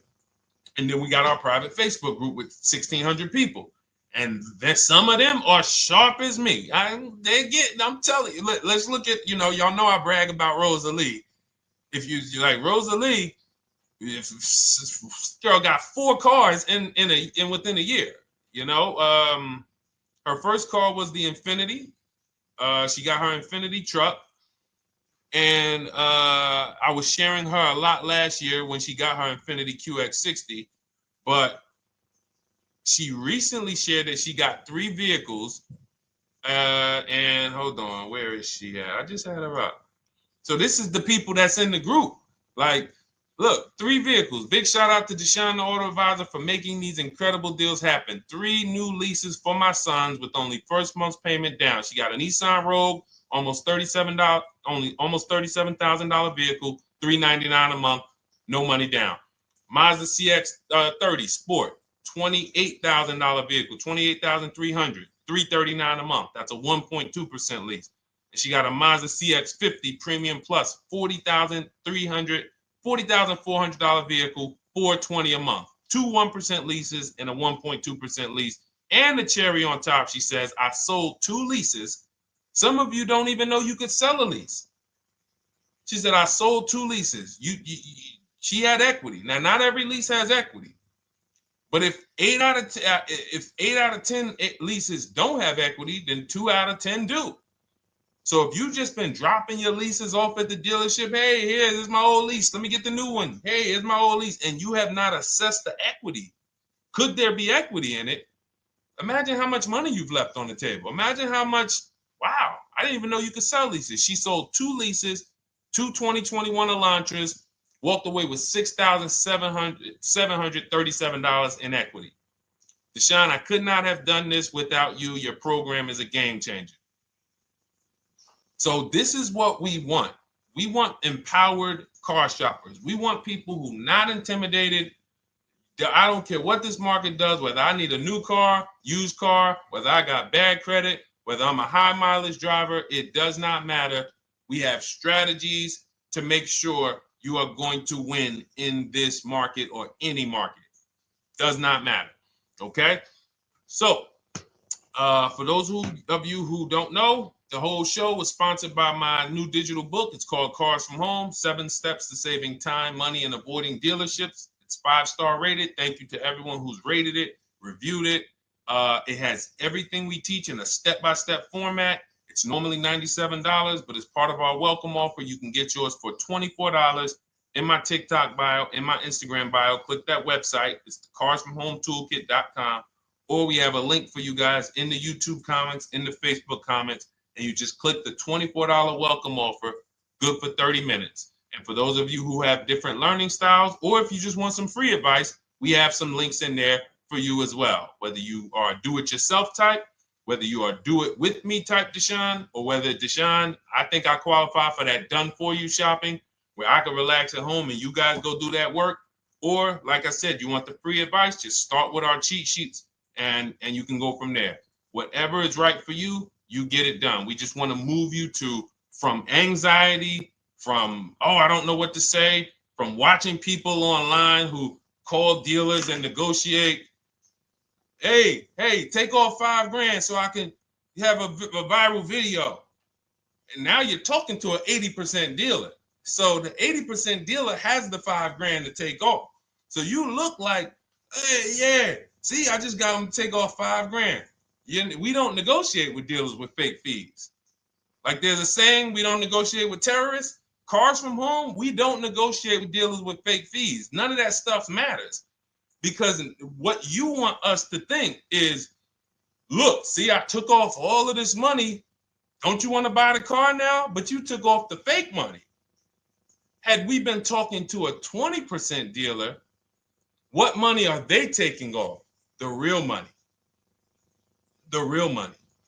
So if we have two dealers, well, let's say 8, because y'all know I use the 80%. So the 80% are over here. The 20% are this small group over here that we got to find. Now, the 80% are starting so high that when they take off all the money, it's fake money. We marked up our cars. We got platinum kits on them. We got the Hertz service plans on them, and the Simonized kit and the low, all of that stuff. Okay, so yeah, we done took off 5,000 for you, but 4,000 of it was fake. Meanwhile, this 20%, they don't have the fake. So when they take off 4,000, it's real 4,000. And we over here talking to these people. Hey, take off all that fake money. See, guys, you can do this too. So listen, we bidding is the way to go. You cannot negotiate your way to a below market deal, but you can get bids and it will make your life easier. You'll start to enjoy your car shopping. You'll start to feel like you're empowered. You're the prize. Someone won your business. They won your loan. They won the opportunity to buy your car. You are the prize. So that's what it's about. So we are here Monday through Thursday, 12 noon. Make sure you meet us live or tell your friends and family who are shopping, hey, hop on this show. We're live on TikTok, Instagram, Facebook, and YouTube. But we will broadcast the show for the rest of the day. So those who want to catch up on some things that you may have missed, or if you just jumped on and you're like, whoa, man, I missed a lot. We'll rebroadcast this show for the rest of the day. But tomorrow we'll be back, which will be Tuesday, May 6th, 12 noon. Meet us here live. Thank you so much. Welcome to the new followers. Thank you to everyone who gave me gifts. Thank you to everyone who bought a book. Thank you for those of you who are in Shop with Deshone. I look forward to your success stories. Always a pleasure.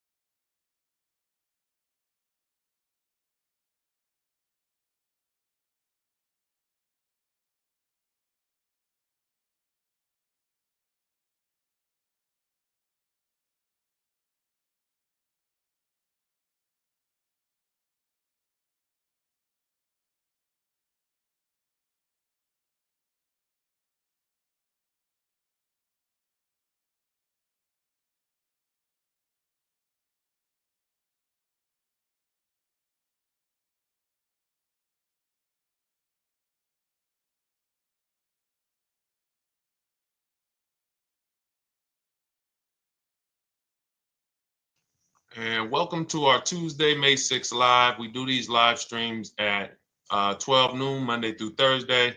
I am your host, Deshone the Auto Advisor. And for those of you who've never met me, I have devoted the last 4 years to teaching people how to get the best deals on cars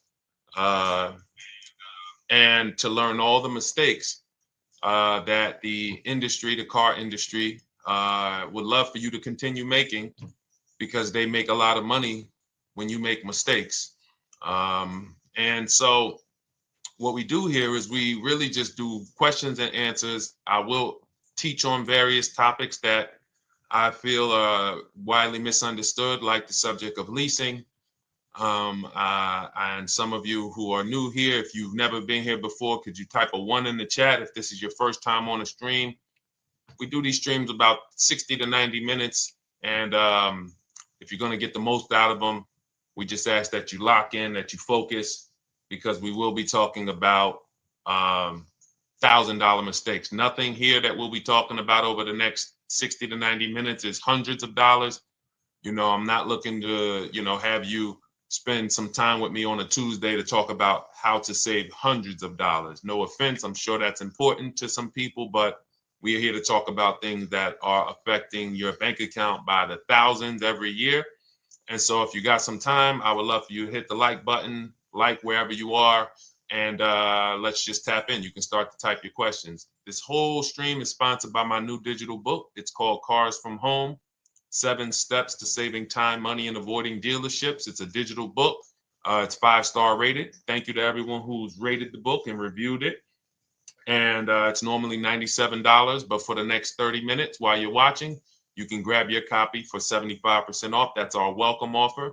We always like to reward people for taking action.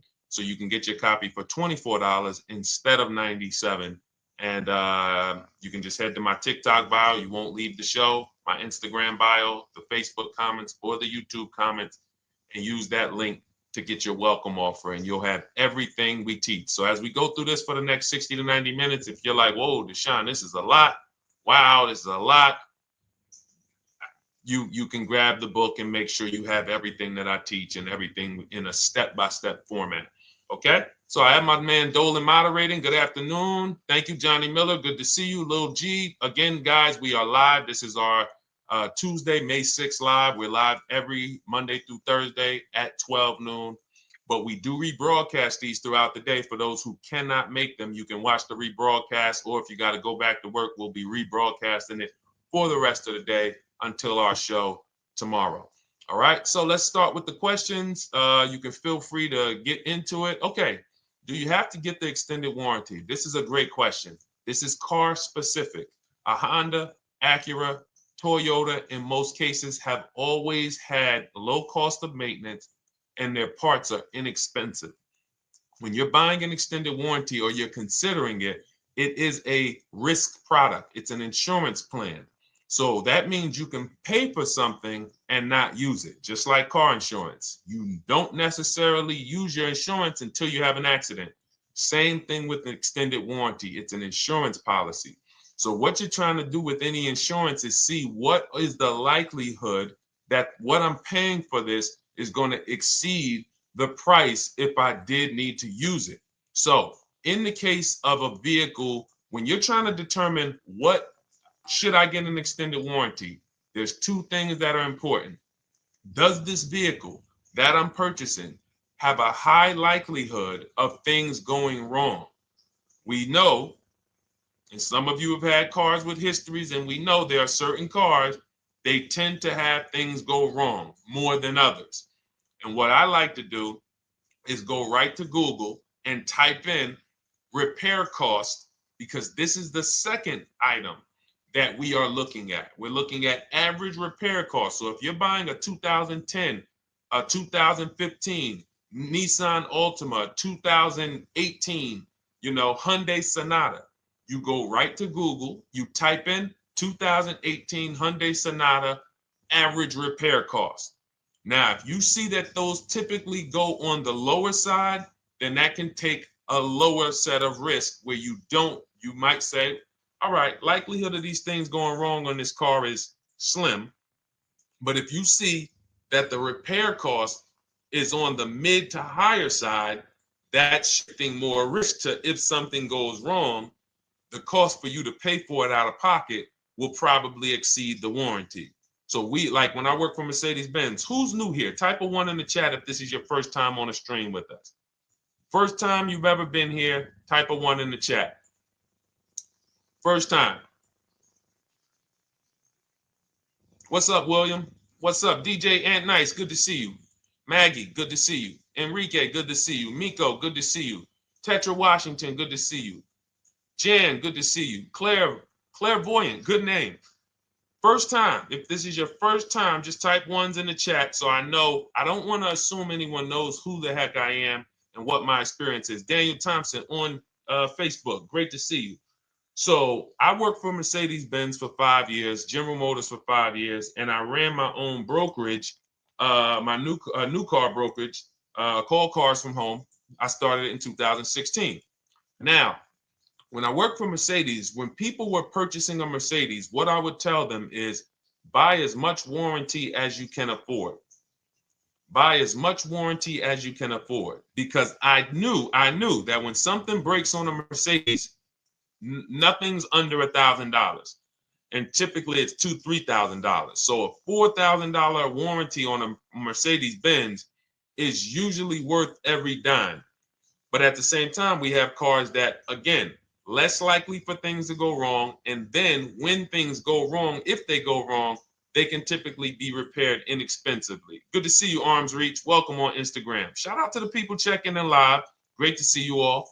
So that's how you're measuring extended warranties. You don't want to get an extended warranty on a vehicle that has a low cost of repair and a low likelihood of things going wrong. You can then take your money, put a little bit to the side, have a little emergency fund, that same $3,500 that you would have put into the warranty, or $2,500, you put that to the side over the course of a year, 2 years, put $100 a month to the side, and then have that be your cushion just in case things go wrong. It's better for you to have that money in your bank account, and if things go wrong, you take it to your mechanic. You must have a local mechanic.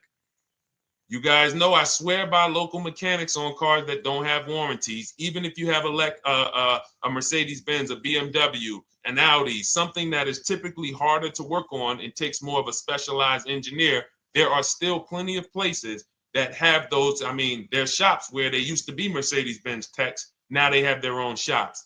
This is who you want, because their cost, their labor is going to be probably 1/3 of what a dealership is going to be. So these are the resources that, again, keep more money in our pocket while getting us the same level of service and experience. Okay, great question. Welcome, Uncle Nene. Good to see you. Uncle Nene. All right, listen. Nicole, good to see you. All right, Dolan, you can pull up the next question. Feel free to start typing your questions. And as we get more questions in, we'll try to get to all of them. You guys know we're not always able to, but we do try to get to all of them. How do I shop around for the best lease deal without affecting my credit? Well, first of all, you're talking to someone who's, just so you know, I've taught thousands of people to lease. I've gotten 7 leases. Now, when we look at what we are doing with a lease, first, we have to consider how we want the information presented to us. We are not letting dealers tell us how they're going to quote us. We are telling the dealers how to quote us. So we are going to have all our quotes. Thank you to everybody hitting the like button. I see you. I appreciate you. And shout out to the sharers. As I see people who share, I always like to give the shout outs to the people who share this broadcast with their friends and their family. And thank you to everyone who's giving gifts on TikTok and Instagram. Appreciate you all. So what we are doing when we're telling a dealership, you give us a quote with first month's payment only out of pocket, 12,000 miles per year, and put all the taxes and fees into the payment, assume tier 1. So we are presenting it now in my book and in my Shop with Deshone programs, my video checklist. I have all the templates. If you're going to do this yourself, you just need to remember how you're presenting this. You can call around to dealerships, because there's 2 ways to do this. Shopping from home. Cars from Home is about showing you guys, and I'm going to be showing you guys a ton of payments. And listen, I don't want you to feel bad, because some of you are going to see that you've left a lot of money on the table. Part of what I have to do here, and I've been doing it for 3-4 years now, is I have to tell you the bad news. For 3 years, I did a masterclass called Everything You're Doing Wrong Buying, Selling, and Leasing Cars. We put probably over 15,000 people through that masterclass. But those were people who were willing to hear the bad news They knew, Deshone, I got to hear the bad news to get to the good news. So as I show the difference in the prices that we get and the people who listen to me get, more than, forget about me, the people who are like you, the people who are on a live, saw a video, and then took action and learned and use our processes, the results they get compared to what you're getting. You're going to see, wow, they're saving $3, $5, $7, $10,000 more than me every single car. And so the Cars from Home system is about bidding. It's about turning your car purchase into a bid. You're no longer begging. You're no longer going into a dealership and begging one dealer to sell you a car, and then you go to another dealer and beg them, sell me this car, please take my money, please take my money. Meanwhile, you're not seeing the entire market and the people who would compete to get your business and gladly give you the service that you deserve by giving them a $30 to $50 to $100,000 transaction, which is what your car purchase is. So now so the big thing to understand right off the top is, now I need to learn this bidding. I need to learn to get multiple offers. So you can do this by phone. You want to do this by phone, you can call around, but you must give them that information in order for you to compare the deals the right way. Lynette, good to see you. Christina, good to see you. Melvin, good to see you checking in. Rudolph, I see you. Once you actually give them that information, 12,000 miles per year, first month's payment only, due at signing, taxes and fees in the payment, assume tier one. I want the tier one offer. Even if you think I not qualify. Now, if you got a credit score above 670, all your FICO scores, most of you will qualify for most tier one leases. So you want to see, what does this look like as I get my offers? Once you get your offers in this format, you can use the 1% rule as the gauge. The 1% rule is been around for more than 20 years. Everyone who leases and who's savvy, we understood if your lease payment is 1% of the MSRP or less, you stole the car. That includes taxes, that includes fees. You're still in the car. So example, we're looking at a $30,000 car, Hyundai Sonata or a Hyundai Elantra, $30,000 car. When we shop all our offers, if that lease payment is $300 per month, with only $300 due at signing. In other words, I show up, here's $300. Good to see you, GDTV. Thank you for checking in on YouTube. Once I give you that $300, that's my payment for the next 35 months. So that's a very, very low percentage of the car you're paying. It's a 1% rule. Now, in order to get a 1% lease, you need a great lease program, which means the bank has to be supporting the car, rebates, incentives, and then you need the biggest discount, the dealer who's going to give you the biggest discount. Now, one of those we can control. One of them we can't. Which one can't we control? And for those of you who are new here, we don't play around here. But my people who are moving, and again, I'll show you, like a lot of people, we got a lot of people who've been following us, using our processes. They're locked in. They're not casually on a live here. We're not casually here talking. They are locked in. Like, boom, okay, I hear you. They're answering, they're typing, they're not, vacuuming in the kitchen and trying to hear. You can't do. We're talking about your second most expensive purchase of your life. It's going to be, you got to lock in. You got to challenge yourself to block out the distractions while we're on this stream, because this is your money. And if you don't take your money seriously, the car salesman will take your money seriously. Oh, I like that.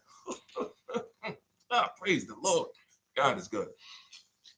You don't take your money seriously, the car salesman will take your money seriously. Man. So, all right, now somebody remind me the question I asked. I got so happy about that little catchphrase that I forgot who we were. So I know we were discussing, okay, we're talking about the 1% rule. So now, one of the things we can't control is the bank. We don't know what the lease payment, what the lease program is on a car. So when we shop cars, we are going to now look at multiple offers, and here's what you're going to see. Now, I'm going to show you an example of how we know or how we expose where the dealers are concerning pricing. Now, you can't see this on TikTok, but on YouTube, Instagram, Facebook, you guys can see this. I'm going to tell you guys about it. YouTube just doesn't let us do the same type of stream. But this is a particular Infiniti that we shop for. We have offers ranging, this is a $61,000 vehicle. We have offers ranging from $680 per month, which is a 1.1% lease. So a $61,000 car, $680 per month, that's 1.1%. We divide the monthly payment into the MSRP. Now, we can see here that there are some offers already from dealers that are almost $900, $889 per month. $889 per month, $873 per month. So now when we look and we say, whoa, how can we have two, like we have all these dealers have the exact same car, yet one of them is $200 per month higher than another dealer. Exactly. We call them the 80%. The 80%, even after back and forth, even after, hey, we'll take off some money. All right, we'll drop the payment $50 a month. Their offer is still so high. It's a horrible deal. Now, why would they offer this? And this is consistent. So I don't want y'all thinking, well, the dealers that I walk into, they're different, Deshone. They take off more money. It does not matter what you think. If you don't have the market reports, if you don't know how to get multiple offers so that you can see, we do this all around the country. We have students all around the country in Cars from Home. We have people we shop for. We have over 13,000 books sold now. Like, we have lots of data to prove this. 80% of dealers are going to be overpriced. This is another particular deal on a Toyota, a market report. And you guys can see that the out-the-door prices here, list price, $32,000. Out the door price with taxes and fees, $38,000. That means that dealer is charging all types of fees on top of their price. The $39,000 MSRP. Look at line number 3. $39,000. Out the door price is $41,000. We can see $39,000 out the door includes taxes, includes all the fees. So we can see that these out the door prices in the left, in the right column, are way higher than the MSRP, $35,798. Out the door price is $39,700. But look at the green. Look at the green. This is what we call, we found the dealer at this time who wanted to win the bid. They wanted to win the bid. They needed the car sold. This is a rotation. We don't say to them, wow, they won the bid one time, so they must win the bid all the time. No dealer can win the bid all the time, or they'll be out of business. But in this particular case, at this particular time, for this particular client, this dealer said, we're going to sell this car for that's $35,500, and out the door with taxes and all the fees, $34,994. That is a over $4,000 discount off this vehicle. When all the other dealers are, not only are they not giving you a discount, they're charging over list. And they might come and say, all right, we'll take off $500. We'll take off $1,000. We'll take off $1,500. They might start so high with you guys that you think, wow, they started up here and I talked them down. They took off $3,000 from me, but they already were $3,000 in fake fees, protection plans, and all of this padding, dealer adjustments, which is fake fees. So whenever they say, because the dealer gets a minimum of a 6% profit margin, from list to invoice, we have profit. From invoice to holdback to triple net, we have money. That's all the profit margin. On top of that, when we add a dealer adjustment, what we're saying is we're going to sell this car to someone who does not have the skills to find our competition. And they're going to come in, and if we got to take off $2,000 to make them think they won, this is what we're going to do. But what we do here, what people like Brian is going to do, look, just finalize my first ever lease using your system, 2025 Honda HRV, $30,000 vehicle, $395 a month payment. no money down. His initial quote was $434. He ended up using our calculator, which we have in our book and in our program. If we put all our offers into that calculator, it tells us what to counter. He gets that offer for $395. That's his deal. We look at somebody like Wendell. Look, thank you. It's the least I can say for your book, Cars from Home. We're still in the middle of the process. Just sold our car today, like 10 minutes ago, for 30% above value. Why? Because he got bids. Look, using the insights from your book. I've read the book multiple times and told many people about it because it's that good. It's so intuitive and insightful. We'll be moving to the next step soon, and I'll write again. So now you heard him say we're moving to the next step soon. Step 2 in my book is the equity assessment. That's when we get bids for the car we have. We get bids. You're going to go to, listen, you should never be trading your cars in. Let me ask you all a question. Do we get the most money for you name me one thing that we get the most money for that thing trading it. Name me one thing. If I had this iPhone, do I get more money trading that iPhone in for another phone, or do I get more money listing it online and selling it to whoever will pay the most? Trading or selling? Let's go. Who's locked in? Tax advantages are very small. I understand you, Ronald, but the tax advantages, we have people that are selling their cars to cash buyers for $3 to $5 grand more than what they can get on trade. A tax value, a tax advantage for the difference is not, it's minimal. Exactly. Thank you, King Carter. You listed. So the money is in the bids and the competition. So going back to this person who asked the question, how do I get the best deal on a lease? It's going to be through multiple offers. That's my 2 favorite words. I would wear them on a shirt if I didn't wear unlearn, relearn. Because more than multiple offers, I need you to unlearn. Because the people who come with bad information from years, Deshone, this is not how my uncle taught me to buy cars. Deshone, this is not how I ever heard about getting cars. I was always taught just go in and just don't tell them about your trade and then ask to see the invoice and all of this stuff. That's what I was taught. Yeah, but you're not going to get the prices we're getting until you unlearn all of that bad information. Bidding is how we buy everything. When we go into the supermarket to get spaghetti sauce, all of those companies are bidding. They're bidding. Hey, listen, we'll sell you this for $3.99. Hey, we'll sell you this for $5.29. But we got a better product. We got quality. Look at us. Look, it's all bids. Everyone who wants to sell us something is competing, except car dealers. Y'all notice that? So the mindset that y'all got to have if y'all want to really win and save all of this money and get these huge discounts is I'm going to start purchasing and leasing cars like I buy other things. It's going to be a competition. And I promise you, your whole life is going to change. Your entire car buying experience will change forever. You will be sitting here just like my man Ken, graduated, $585 a month payment, no money down on his Nissan Murano Platinum, $50,000 vehicle. He's paying $585, no money down. $50,000 vehicle. How much would a $50,000 vehicle cost us on a loan if he purchased it?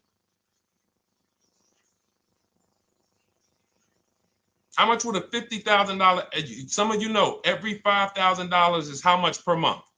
Let me see who's locked in. Who's locked in? Every $5,000 is how much per month on a loan. I see you, Daniel Thompson. Check in. Good to see you, Dane. Thank you for breaking it down with complete truth. Keeping eyes wide open to know what to exactly expect. There you go, Dane. Welcome. Glad to have you here. We do not play around when it comes to this. All I want you doing is winning with cars, in love with your deals every time you get a car. All right, nobody knows the 5,000. How much is every $5,000 on a car payment? Come on, y'all. These are principles we've been teaching. Thank you, Daniel. $100. Thank you. $100. So we always want to default to a 5-year loan. I'm going to tell you why. when you default to a 5-year loan, you're in a safe position. Now, defaulting to a 5-year loan means when I look at a $20,000 car, I'm thinking $400 per month. 5-year loan, every $5,000 is $100 per month. If worst case scenario, I'm trying to get a little bit more car, then I'll go to a 6-year loan, but that's the max. I'm not going past a 6-year loan on a car.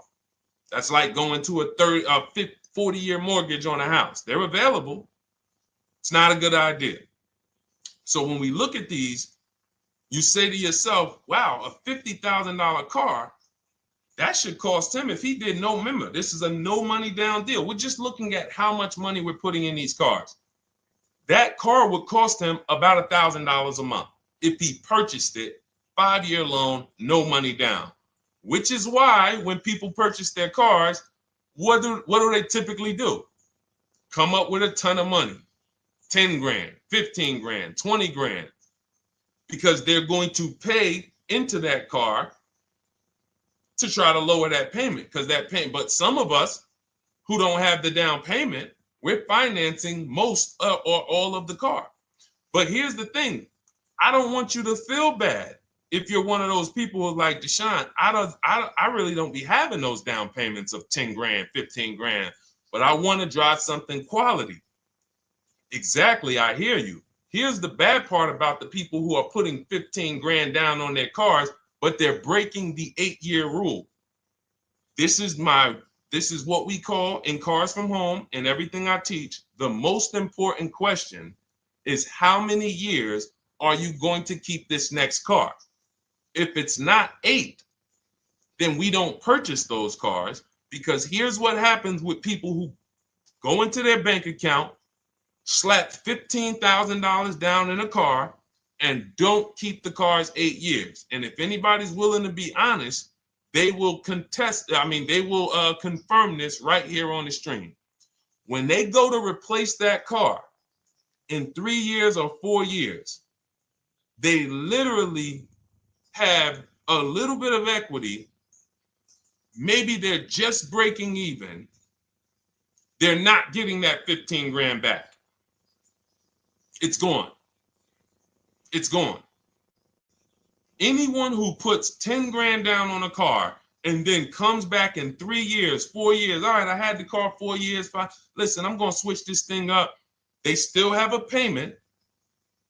They are barely breaking even. Meanwhile, their payment was 400 or 500, almost double what it would have been if they leased a car, got a below market lease, and they drove a car, no warranty after 3 years. They're driving an inferior product. So if it sounds like I'm here to destroy people from purchasing who are not keeping their cars long term, that is the goal. Because as long as you are buying cars that you're not keeping 8 years and you buy them, you turn around and you replace them, you are going to continue to spend way more money than people getting below market leases like Ken and like a lot of other people I'm going to show you on the stream. Lots of other people. Look, dealer American Senior Benefits Plan. He's enrolled with us under his company name. Dealer MSRP on this car was $36,300. 2025 Kia Sport X line. MSR boom 561. Monthly payment is $400. Use the system back and forth. Got $400 a month on a 2025 $36,000 car. Once we put our taxes and fees in that would be a $700+ payment. $700 payment. He's paying $400. And y'all wonder why people are losing cars. $300 more per month to drive the same car? It's ridiculous. Imagine somebody like you, when you learn, now you're pulling up. I'm going to tell y'all one more story, and then we'll go into some more questions, because you might not remember what I'm saying. So those of you who have the book, you got this for the rest of your life. But you will remember, hopefully, a story. I'll tell you about my neighbor. So my neighbor finds out that I'm into this car business and that I educate. And he said, hey, Deshone, I was watching some of your videos and I come across this 8-year rule that you teach. And his wife had actually had a Kia Telluride. Popular vehicles, probably been one of the most popular SUVs, that the Palisade, since 2007, 2019. Super popular vehicles. People were charging $5,000 over sticker for them during the pandemic. People were paying it. We were getting them at discounts. Now, his wife totals the truck. She has an accident, totals the truck. She's fine. Truck is totaled. He was financing it. He said, Deshone, I see this 8-year rule thing, man, and I don't keep my cars 8 years. I said, okay. He said, so I'm thinking I should, like, you're saying I should be shopping for a lease on my next one. I said, exactly. I said, make sure you get multiple offers, because if you just walk in and say, hey, work me up a lease, they'll give you the same payment you had on the purchase. And then they'll tell you something ridiculous that they want you to believe, like, hey, the lease is the same price as the purchase, so you might as well just purchase it. And people believe this stuff. Now, I said, you get multiple offers, stay at home. He calls me, he says, Deshone, I got the new version of the Telluride, new. I'm paying $479 a month. He's $497, and then he said, I think he put down like $1,000, bring it down to $479. $497. He was just paying $800. Do you think anyone can tell him anything about leasing? He's pulling up in the same exact truck. In fact, the newer version. He knows he wasn't going to keep the car long term anyway. He's not going to pay it off and then keep the car and have a paid off Kia Telluride for 10 years. That's not what he does. He keeps them 3 years, 5 years, 7 years, and then he replaces them. So why is he paying $800 a month for years, no warranty, when he could be driving brand new ones for $497 a month, problem free? But as I said, some people are determined to pay more. But the people who, once you get this leasing thing, if you're not keeping your cars, it will change your life. Now, again, I got a car I'm purchasing, we're keeping it. Anything you are buying, keeping 8 years, forget about leasing. It shouldn't be a thing. Who keeps their cars more than 8 years? Let us know. You're an 8+ year person, let us know. In fact, I don't even want to ask, who has a car right now that they've had more than 8 years? And then we'll answer. I want to get Kathy's question too. And then let's get some purchase questions. Let's get some used car questions. Let's get some bank financing questions. We do it all here. But one of the most misunderstood subjects is this leasing thing, and it is costing you guys thousands of dollars every year. And you're driving old cars with no warranties, paying high payments on them because somebody told you you should be purchasing cars. I'm here to tell you they owe you money. They owe you money. All right? So who has a car right now that they've had more than 8 years? Let us know. How many years have you had it? And by the way, for those of you who just joined, this is our Tuesday, May 6th live. We are live every Monday through Thursday at 12 noon Eastern time. So for those of you who are here catching us live, that's when we're live. We will rebroadcast this and replay this show throughout the rest of the day for those who could not catch it, or if you had to jump off, go back to work. You're like, oh, I got to go back to work. You can catch it on the replay throughout the day. But we are live Monday through Thursday at 12 noon. So welcome to the people who are here. EJ, driving a lot of miles does not matter. Let me break this down for you. So right now, let's go to somebody who else has a lease. Let's look at, because who's heard with leasing you can't drive too many miles? Who's heard that, right? Type me if you've heard that. Let's go. Type me if you heard that. Come on, where's the locked in people at? I see Kathy, I see EJ, I see DJ Ant Nice, I see XP. All right, I see Mr. Slim. Welcome to the community. I see Rhonda. All right, where are the locked in people? Instagram, where we at? Locked in. All right, dang, I see you. Jamel. All right, perfect. So, Sherry, I see you. Sherry Baker on TikTok. So you've heard, oh, you can't drive a lot of miles with a lease. Let's be clear here. You choose the mileage on your lease. It's not selected for you. In fact, the only time it is selected for you is if you don't realize you choose it. That's the only time they're going to choose your mileage for you. If you go in and you do something like, hey, work me up a lease deal, they're probably going to work you up a 10,000 mile a year lease deal. And they're probably going to say, hey, you need $3,000 down, and this is going to be your payment. And next thing you know, it's a high lease, and it's just terrible. Happens all the time. We tell people how to quote us. First payment due at signing, taxes and fees in the payment. So now let's look at a lease, and let me show you what it would look like. So this is Val Boss Lady. She's in our Shop with Deshone program. Everything that you guys know that we're talking about here, if you're like, hey, I really, really want to go deeper, I want the step-by-step, the blueprint, that's my digital book, Cars from Home, 7 Steps to Saving Time, Money, and Avoiding Dealerships. Normally $97.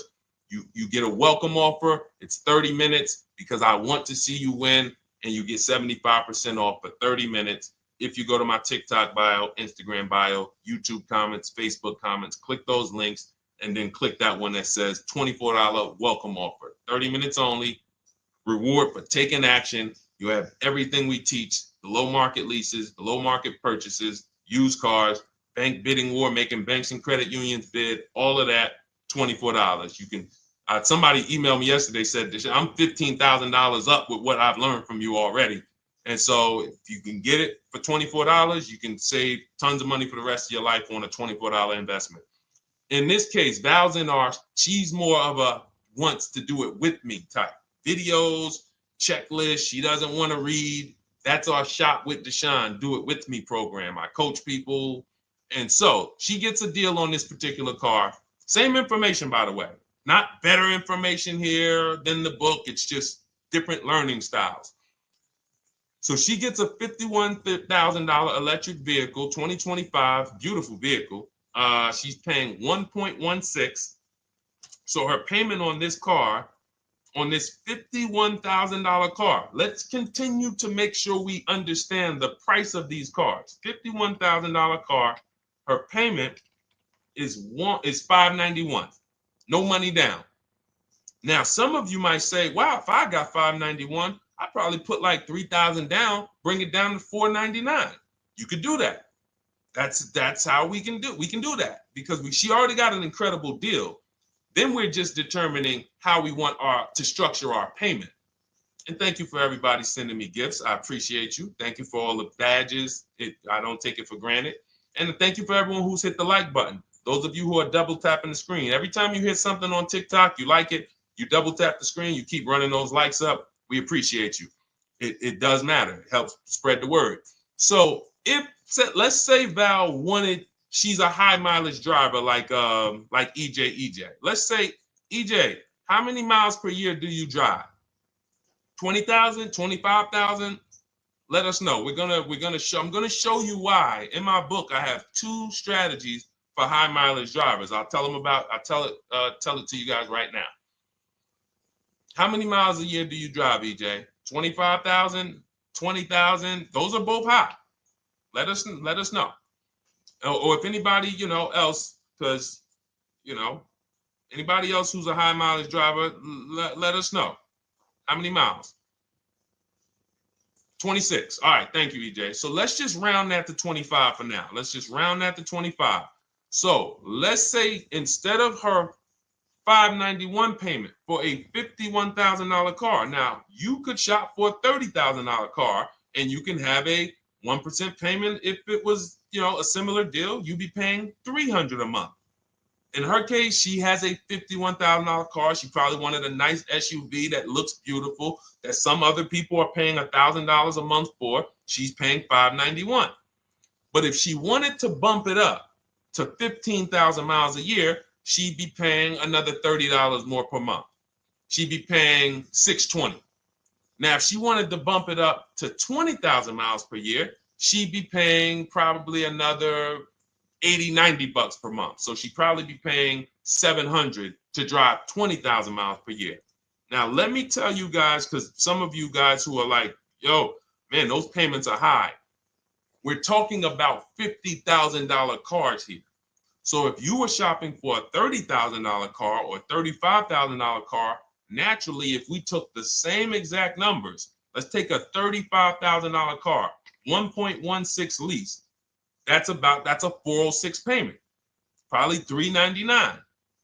So now, in order to go, and let's say you're a high mileage driver, just like EJ, you want to add another 15,000 miles to your lease.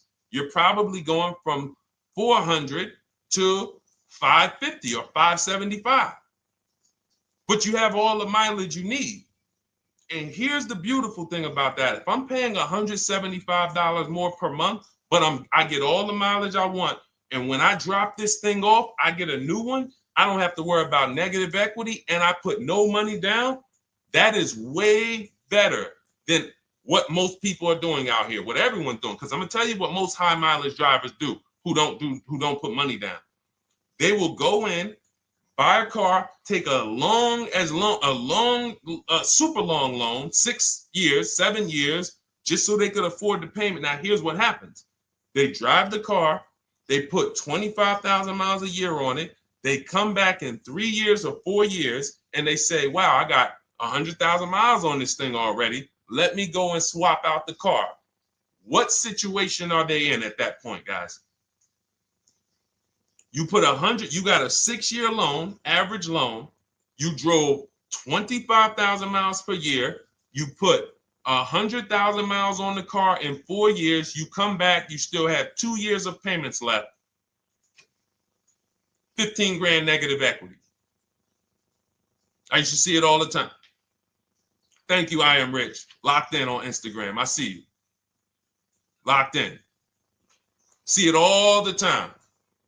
Every car salesman who has dealt with a normal 25,000 mile high mileage driver that does not keep their cars sees it all the time. They come in, yo, man, what you do for a living? Man, yeah, I do DoorDash, I do Uber. Oh man, I work in sales. You know, I'm on the road a lot. You know, I'm here. You know, all right, I want to replace this thing. I got like 110,000 on it. Okay, you still got a loan on it? Yeah. All right, we already know you got negative equity. Then we appraise the car. All right, the car's worth like 7,000. How much you owe? Man, you owe 19,000. All right, well, what can I do? Can you get me into something? Roll that loss all the way over. On top of that, you finance the car, so your payment is high. You finance the whole car, so you're paying a high payment compared to if you had leased, just literally shop for your leases, added your miles to the lease that you needed. You're paying $175 more per month. You got a brand new car. And I'm going to tell you, I did not make this up. I learned this from someone. A lot of what I'm teaching you, I learned from my clients when I was in the dealership. This guy, I worked at Hyundai for six weeks. Man, this dealership, the owners got indicted. I got out of there. Way before the owner got indicted. It just had straight up highway vibes, like the worst you could ever imagine. As I was in there for 6 weeks, I was a manager. I enjoyed being a manager. We did a lot of deals in my department in 6 weeks. But I said, I am out of this place. Anyway. But I learned something very valuable there. We had a client a customer was returning his lease on his Hyundai Sonata. Guy comes and I'm grounding the lease. I'm doing the paperwork for him. He has 72,000 miles on the car. 72,000 miles. I said, how the heck? I said, you lease this? He said, yeah, I always lease. That's all I do. He said, I used to buy my cars every single time I came. I had to put large down payments, 10 grand, and then I'm still having negative equity when I come to trade it in. I'm having high payments. It's ridiculous. I looked at his payment, and let's say the average payment for a good deal on a Sonata at that time was $300, $325, whatever it was. He was only paying like $550. He was only paying like $150, $175 more per month. He had a 25,000 mile a year lease. And that's what he did. I drive these cars. I'm on the road. Boom, boom, boom. I change my tires. I do my maintenance. 3 years. It's a fixed cost.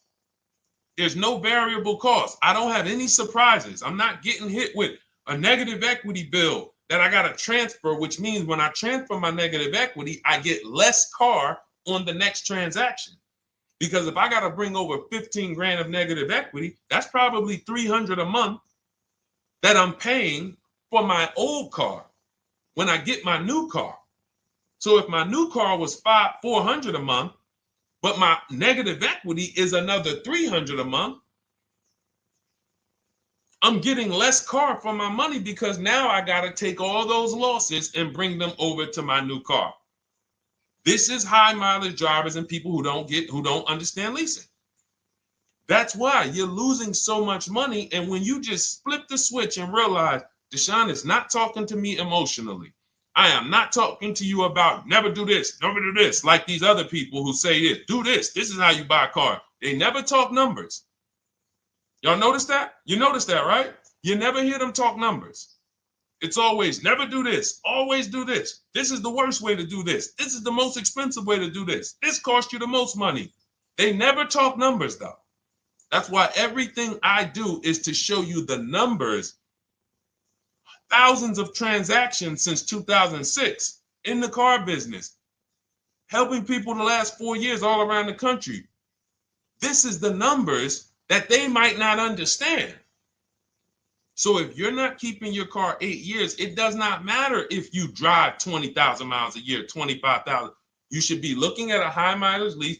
Or my second strategy for high mileage drivers is this, because some of you want a nice car. This is for my people who you're like, man, Deshone, I'm on the road. I got my car that I do my work in. I kind of, slep it around. I don't really want to lease something and then put, that wear on it. I got stuff. I'm throwing bags in the back, whatever it may be. There's a strategy we created called 2 cars, 1 payment. And what will happen is your first car will be a purchase. And if you have an existing car, you're going to keep that. So let's say you have a car now, you're driving a lot of miles, you're doing your 25,000 miles a year. You pay that car off. You keep that car, and then you go and you lease you something nice, regular mileage. So you might get a 12,000 mile a year lease, and then you drive 12,000 in your mileage car, 12,000 on your nice car. Because some people are like, I want a car that I could, when I need to go somewhere nice, this is what I want to drive. When I'm with my family, this is what I want to drive. But when I go to work 5 days a week, I'm going to drive my mileage car, 3 or 4 of those days, and then I'll take the lease maybe 1 of those days, and I'm splitting the mileage. You still have 1 payment. It's low.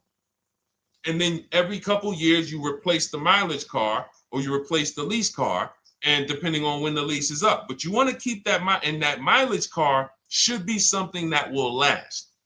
Ideally, something that you can get 200, 300,000 miles a year out of that car.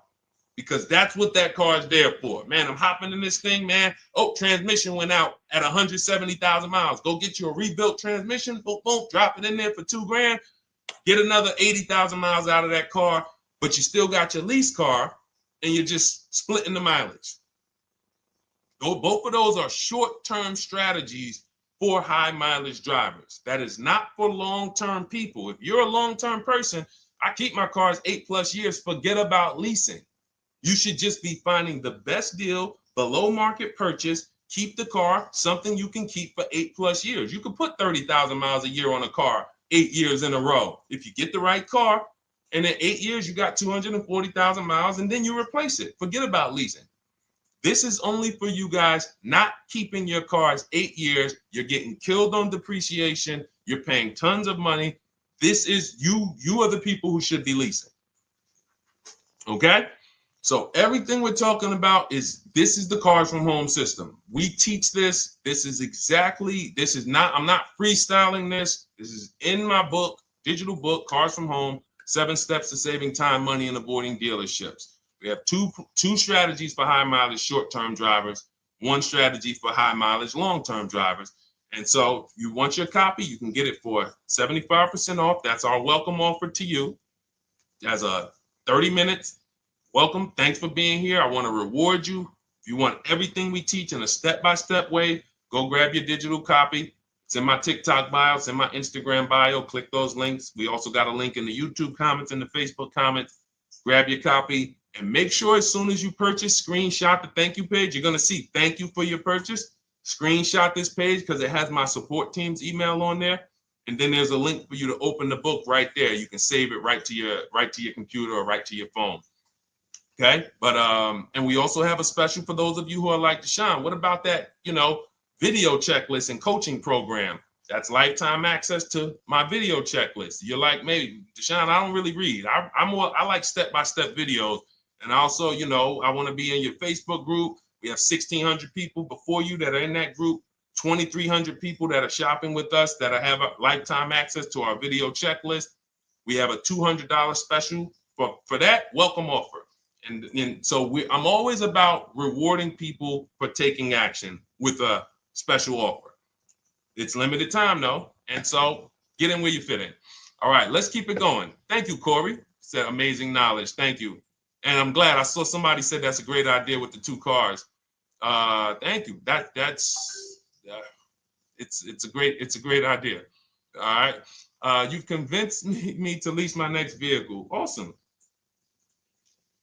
Awesome. Does your service shop for lease terms on the car? Absolutely. If you qualify for done for you, that means you just want to relax. That means we only shop for new cars and leases for people, new purchases and leases. And you have to have a FICO score over 670. But yes, here is a market report that we prepared for a client. Let me put on do not disturb. Here's a market report we prepared for a client. Okay, so I showed you that that's an affinity. We didn't even finish that. We had just started for this client. But this is, do I have one here? No. Do I have a lease market report here? Yeah, right here. So that's an example of what a Kia, this is a particular Kia lease where their best offer was a 1.27 offer. Now, here's how you know you found the bottom of the market. And again, whether you're using the book or whether you're calling around, again, you can call around to do this. The key is not going into dealerships. You cannot do this going in. Once you get your offers, you know you found the bottom when your best offer is between $150 to $200 less per month than your worst offer. And if you're purchasing, you should see a spread of between $3,000 and $5,000 minimum between your best offer and your worst offer. That's when you know you've shopped correctly.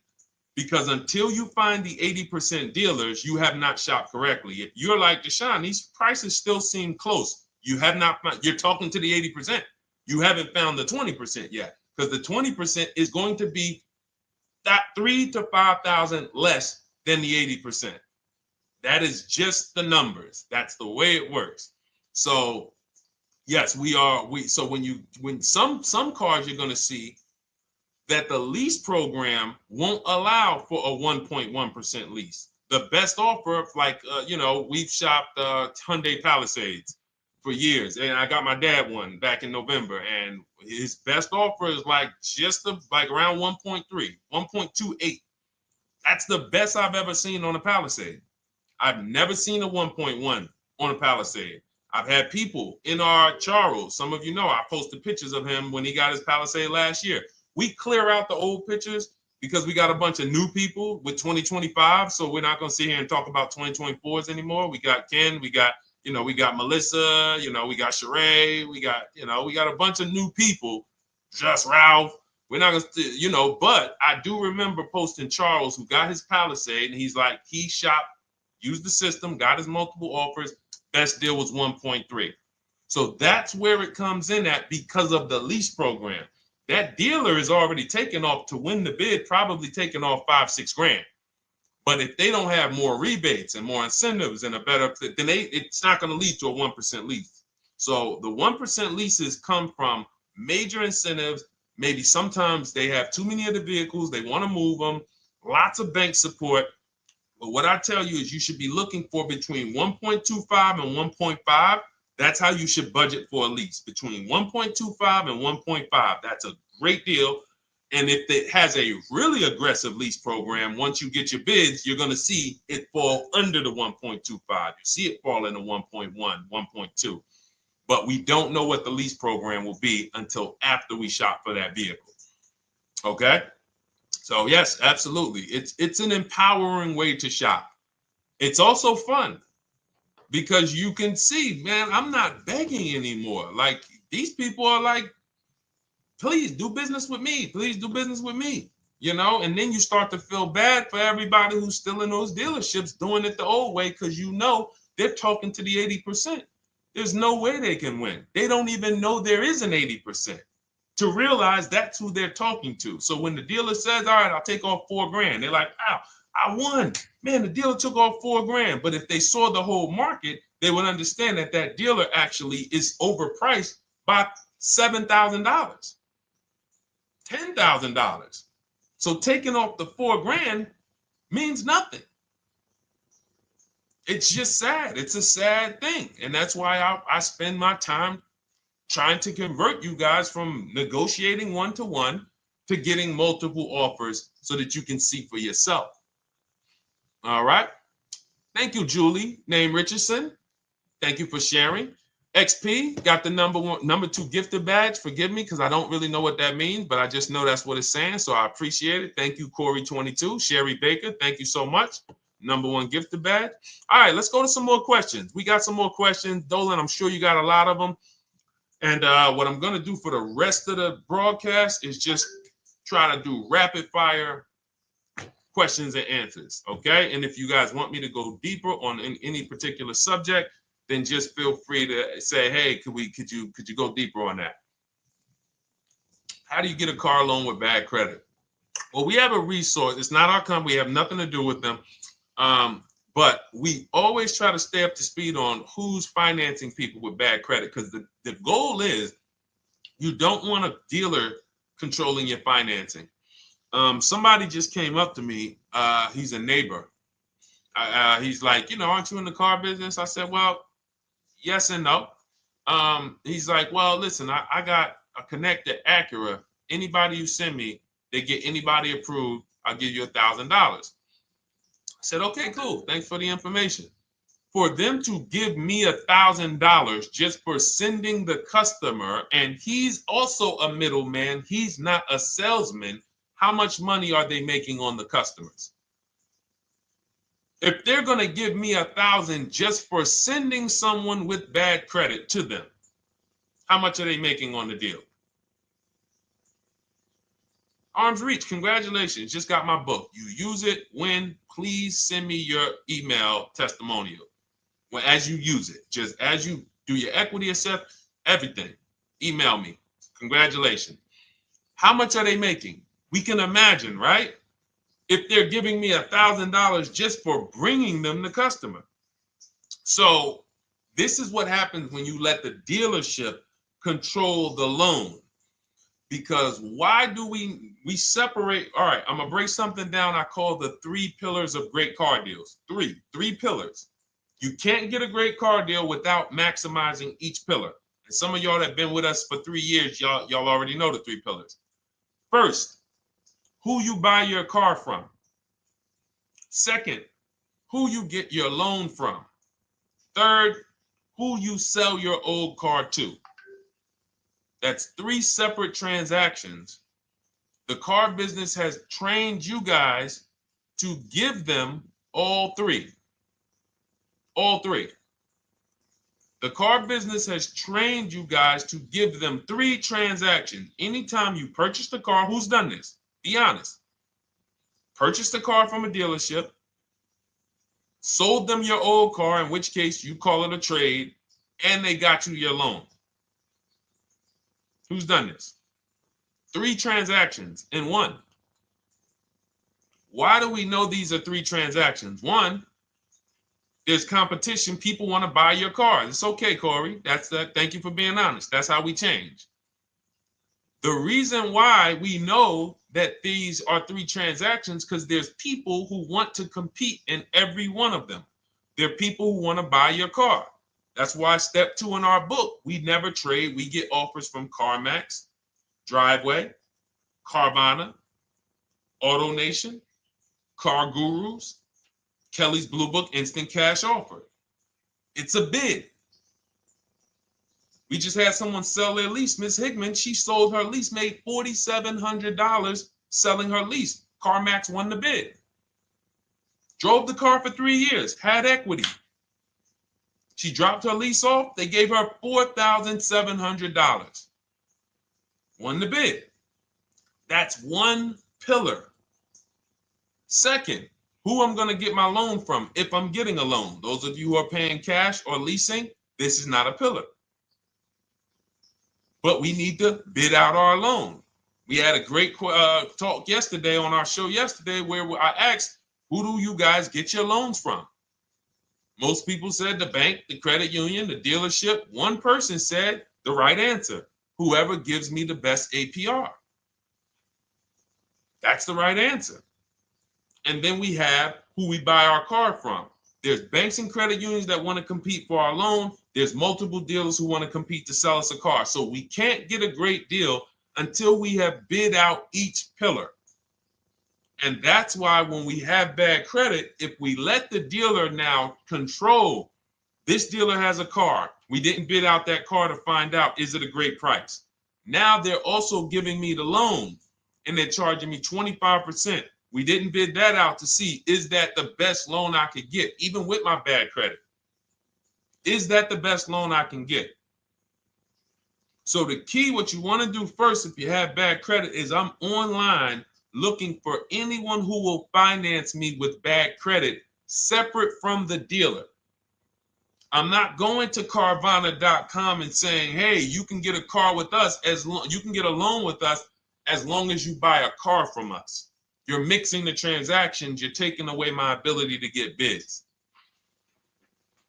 I'm finding someone you should check out. There's a resource.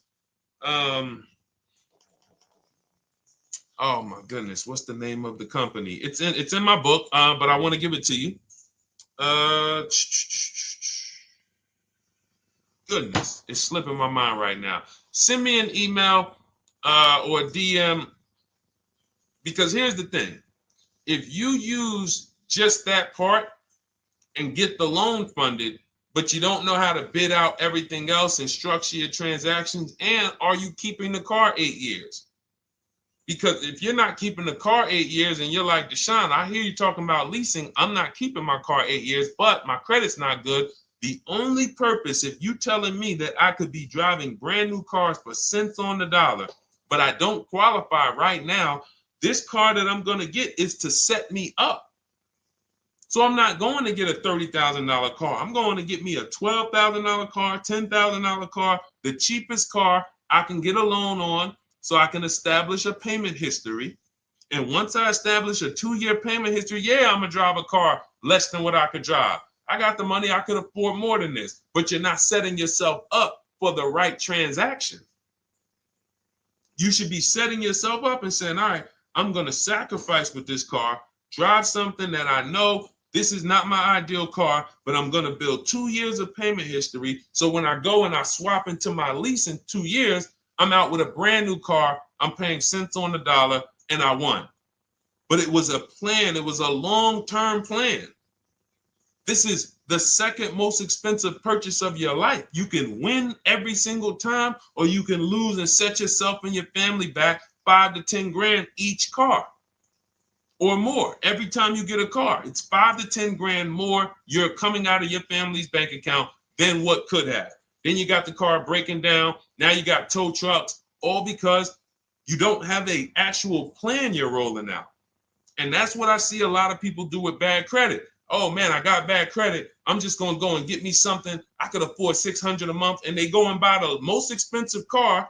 But because 25% interest is on the loan, they're not getting the most car for their money. Now, 3 years down the road, they're going to pay the high payment, still have negative equity because the interest is so high, and then they go and swap and do it again. And because the payment's so high and the car is older, because they want something fancy, but they really can't get that because, again, the interest is high. That's eating into their budget. Now they're going 3 years down the road. They missed 3 payments. They were late 3 times, so they're no closer to leasing. Credit's still bad. This is disaster. So if you're a long-term person, I break it down for you guys into two groups of people: long-term, short-term. Long-term high mileage driver, short-term high mileage driver, different plan. Long-term bad credit person, short-term bad credit person, different plan. If I'm a long-term person with bad credit, here's what I'm doing: finding the absolute best car I could find, getting bids, either new cars or used cars. We got the strategies for both. You can use the marketplaces, cars.com, Car Auto Trader. We got a whole strategy for how we find used cars, but you find that car, you pay your loan of 20%, 19%, 18%, if that's the best you can get. Because here's what you're going to do. In 2 years, you're not swapping into a lease. In 2 years, you've established a payment history, you fixed your credit, and now what are we going to do? You got a quality car. You're not thinking about trading it. You're not thinking about replacing it. You're like, man, this is my car. It's a great car. I'm just paying daggone 20% interest. What do I do now after 2 years? Now that my credit is good because I got a quality car, dependable car, I'm focused on fixing my credit over 2 years. What am I going to do after 2 years? Anybody?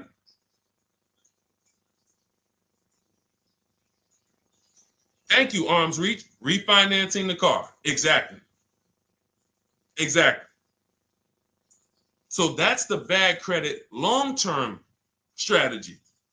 Great car, dependable car, car's not going to break. This car is going to last me 10 years. Right now, when I bought it, 20% interest rate. That was where my credit was. But I worked on my credit.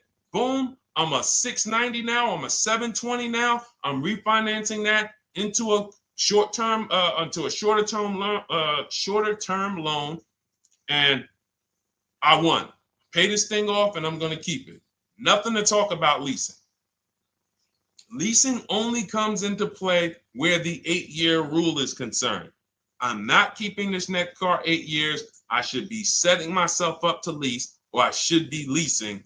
That's how I'm going to save the most money, keep the most money in my bank account, have the best car. Not even close. Not even close. All the wins for the purchasers are after 8 years. People who are like, man, Deshone, I got a car, man. I had this thing 12 years, man. It's been paid off for 6 years. I ain't had a payment. I love it. Long-term purchaser. You won. You won. Who's in that situation? Who has a car outside that they've had for more than a decade? Paid off. You can give it to your son. You can give it to your daughter. It's an extra car. That's purchasing. That's the wins. That's what we call the reward stage of purchasing. But you got to get there. All right. All right, let's go. A lot more questions. We got probably another 20 minutes we'll stay on, so let's keep it moving. But again, Lend Buzz, that's the company. Lend, Lendbuzz. They started, I started seeing them about 18 months, 2 years ago, and they were loaning to people with, international students, people who didn't have credit. You want to try to find a place that will fund you independent of the dealership. That is what your goal is at all times. Independent of the dealership. Here, you qualify based on your income and your credit. You qualify for $18,000. Go find a car now. That is what you want. You don't want people mixing the bank loan with the car and two pillars that they are controlling. We're controlling the price of this car. We're controlling your interest rate. We don't want that. Yep, exactly, Cindy. For those who just joined, this is our Tuesday, May 6th live. We do these lives Monday through Thursday at 12 noon, so you can tell your friends, family. We wanted to now come up with a constant and consistent time where I can meet with you guys. If you don't have, if you can't stay the whole broadcast, we will replay these throughout the day because sometimes people got to jet back to work. They're watching us on the lunch break. You can catch up on the whole rest of the show throughout the day, all the way up until tomorrow, and then over the weekend, we'll play a whole compilation of all the shows for people who really want to dig in and hear all the questions that we answered throughout the week on, Monday through Thursday. But if you want to join us live, set your calendar, set an alarm, meet us on any channel. We're on TikTok, Instagram, Facebook, and YouTube on the Deshone the Auto Advisor channels, 12 noon, Monday through Thursday. All right. Let's go. Next question, Dolan. All right. What are your thoughts on purchasing used versus new? It's a great question, Kathy. For me, it's a matter of budget and values. It's only a matter of values if you can afford both.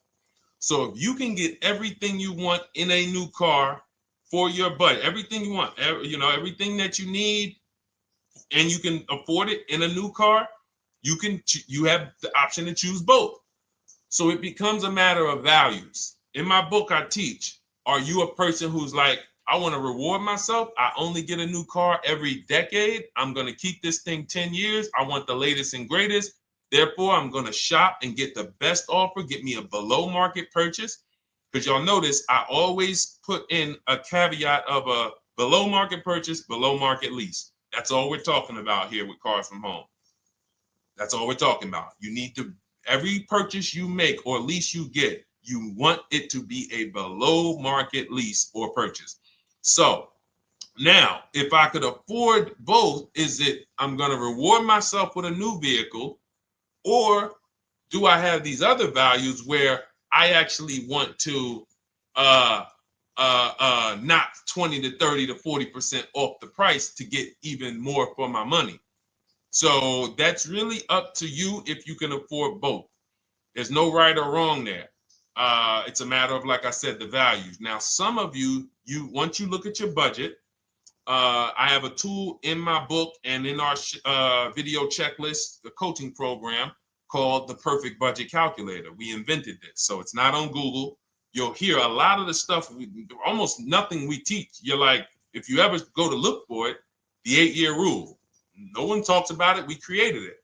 This is our intellectual property that we created to teach you guys to create these boundaries, the rule of 72 and the 10th birthday, 1.5% rule for overpaying for leases.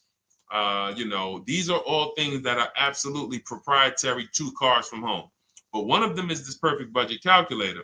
Sometimes when we're factoring budgets with most calculators, they don't include fees that we know dealers have. And I'm talking about legitimate fees, tax, documentation fee, motor vehicles. So we're putting our budgets together, but we always get caught out there. Who's had that happen? You got it all figured out. You get to the dealership, you bought the car, and they're like, well, what are you going to do with the fees? Because you got $3,000 in taxes and fees. And you're like, whoa, where'd that come from? Sometimes they're lying and sometimes it's legit. But none of these calculators factor in the fees and everything like that. So we created this Perfect Budget Calculator that does. But here's the thing. Once you find out what your budget is, even if you're budgeting with a normal calculator, just add a couple thousand to account for the taxes and the fees. But you might see, I can't get everything I want in a new car for this budget. Everything I need, I can't get for this $24,000, in which case I need to go and look for a pre-owned one. So that's why I said, in reference to your question, Kathy, what are my thoughts on purchasing used versus new? It's a matter of values and budget. Budget first, because budget will determine if you can afford both and get what you want. But if you can afford both and get what you want, then it's a matter of values. Okay? So again, everything we're going over is in my new digital book. It's called Cars from Home, 7 Steps to Saving Time, Money, and Avoiding Dealerships. It's 5-star rated. Thank you to everybody who has taken the time to rate it and review it on Goodreads.com. It means a lot. And we can't continue to get this information out without you guys. So we appreciate you. And you can get your copy instead of $97, you can get your copy for $24 as part of our welcome offer. So that's 75% off.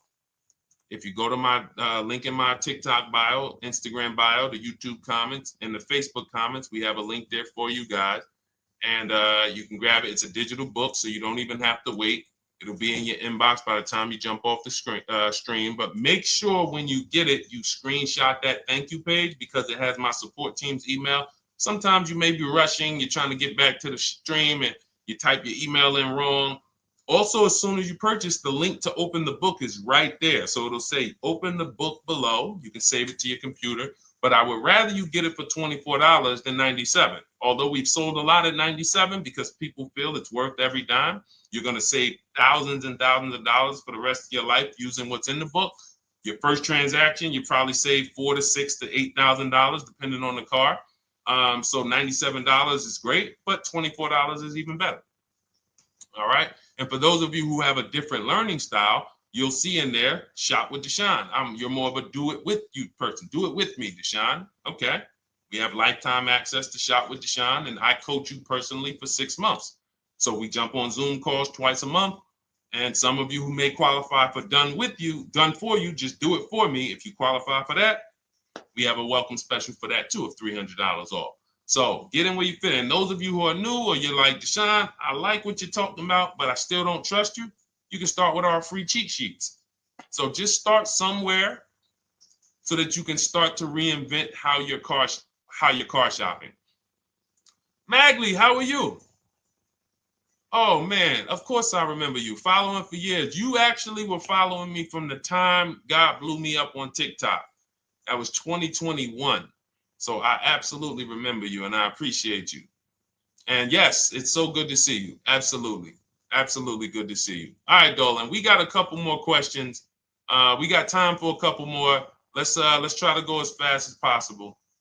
The discount for the book is not working. It says time ran out. It's 30 minutes. I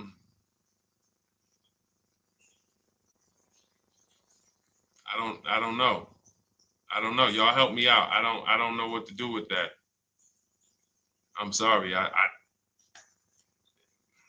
If the welcome offer for $24 was not really 30 minutes, then that means I'm just lying to you. You know what I mean? I'm just like, oh yeah, it's 30 minutes, but come back in 2 hours and it'll still be, you know what I mean? It's, start with the cheat sheets. You know what I'm saying? Like start with the cheat sheets. Get yourself your free cheat sheets, and start there. And when you feel better about working with us in some capacity, you go to the next step. Start with the free cheat sheets. All right, let's go, Dolan. So I'm a new driver. Should I be looking to be an 8-year person or a lease person? Well, I'll tell you this. I got 3 young adults. 2 my daughter, my daughter who's 18, my niece who's 20, and then a young man that I, basically like a son to me who's in the Navy and he's 21. Well, he'll be 21 this year. So he's 20. Now, they all called me in the last 3 months because my daughter's getting her license. My daughter didn't call me. She's getting her license in the next, in June. And we've all talked about this. How should I get this car? Now, my situation when I was 22, I'd already bought a $500 Mitsubishi Eclipse. Transmission went out on me probably after 6 months. And then I bought a buy here, pay here car. This is before I got into the car business. I got into the car business, I was 22, working for Pontiac GMC Buick. So I get this buy here, pay here car. It was a quality Chevrolet Cavalier. I didn't know anything about cars, so I went to a local spot. They said, hey, put down this, just pay us $50 a week. So I did that. But 22, I had my daughter, and my boss says to me, hey, why don't you lease something? And I was already selling cars, but I just didn't think, could I even, qualify for a lease? I don't even know what I was selling them, but I'm just literally doing what most salesmen do. All right, he wants to lease. All right, what's the payment? Yeah, tell him it's this. All right, perfect. They said it's that. Oh, that's a little too high. All right, they said it's a little too high. All right, so that's what I was doing. I didn't really understand anything. That's most car salesmen. So I end up getting a Pontiac G6. I'm 22. I paid $256 a month. Now, it would have been less, but I didn't get a tier 1 approval because I didn't have, I think my credit was like mid sixes at that point. And you know, you really want to be over 670 to get most of the tier 1 approvals. But it would only raise my payment maybe 25 bucks. Wasn't a lot. Now I'm 22. I'm driving a brand new 2007. It's still 2006. 2007. I'm pulling up, brand new car, full warranty, $256 a month.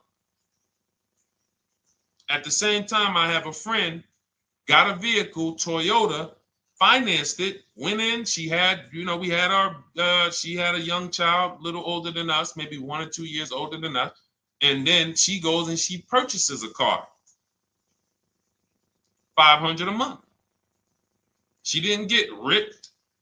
That's what a $20,000, $22,000 car costs. She got a Corolla. $500 a month. We're 22. Plus insurance. This is enough to break a young person, young family. I'm paying $256. She's paying $500. That right there. When I tell people that story, it's amazing to me how many people will say, Deshone, when I got my first car, my parents took me out. We financed this car. We financed this. I was paying $400, $500, $600 a month. Whether the parents were paying some of it, or they were paying some of it, or they were paying all of it. Thank you, Kathy. Appreciate you sharing. So this is what all of them, all three, well, 2 of them. I don't know about the young man. Because his parents.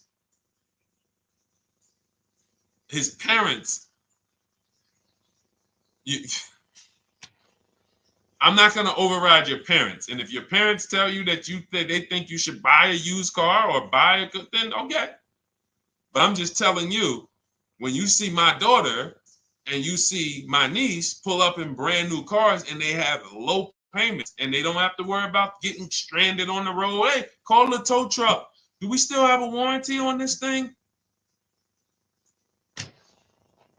So I would be telling, again, 8-year rule. Because if I've had young people in their early 20s who are like, I'm not even into cars. Like, I'm going to buy this and I'm going to keep this car. Like, I'll keep it 8, 10 years. I don't. And I've had some people who they know when they get a better job, when they move to this, they're going to start a family. They're probably not going to keep the car 8 years. So it still goes back to the 8-year rule. Always. Always. Most young people, most people should be leasing their cars. That's how I did very well throughout my 20s. Praise the Lord, because I did not have high car payments. I didn't have cars breaking down on me where I had to be like, oh man, couldn't get to work today. Not many 20-year-olds, 23-year-olds are keeping cars 8 years. So when you're putting them in used cars, you're really setting them up for failure in a lot of cases, compared to if they were just leasing, getting look, because some people be like, wow, are $300 car payments still out there? Oh yeah, they're still out there. Just you just are shopping for the right car. I know India had her look, Rosalie, she's in our Done With You video checklist and coaching program, like Cars from Home. She's, you know, this is our Facebook group she's commenting from. 3 vehicles she got, all for her sons, all of them. A Nissan Rogue, $399 a month. That's a $36,600 car. She got a Mazda CX-30. That's a $28,200 car. Payments $339 a month. $339 a month. And then she got a Mazda CX-50 for her other son, $40,000. On top, we haven't even talked about the equity and leases and selling leases and, you know, really maximizing the equity, because she said she got $6,700 selling 2 of the old leases. $6,700. Drove the cars for 3 years, had equity, bid it out, sold 2 of them, $6,700. You're probably like, Deshone, I didn't even know you could sell a lease. My question is, how much has that cost you? So when you're looking at investing in anything we're doing, be it my book, be it Shop with Deshone, our video checklist and coaching, be it our Done For You program. One thing that we do covers everything. Your first deal, if you're moving, you're gonna be like, shoot, I got everything I just invested back times 10. That's what we hold ourselves accountable to. Just her equity alone, she made $6,700 selling 2 cars. Didn't even know I could sell leases, and I just put $6,700 in my pocket selling 2 leases. Whoa. So $300 payments. Those would be perfect cars for young people.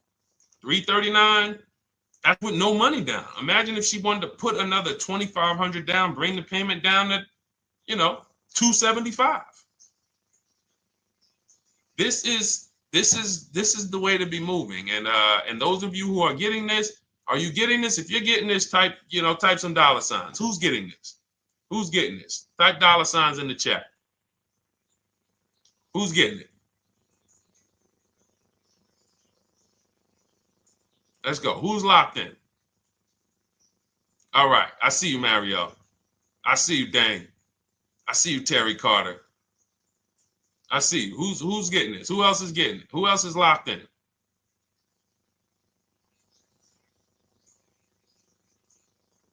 A lot of y'all on here. Listen.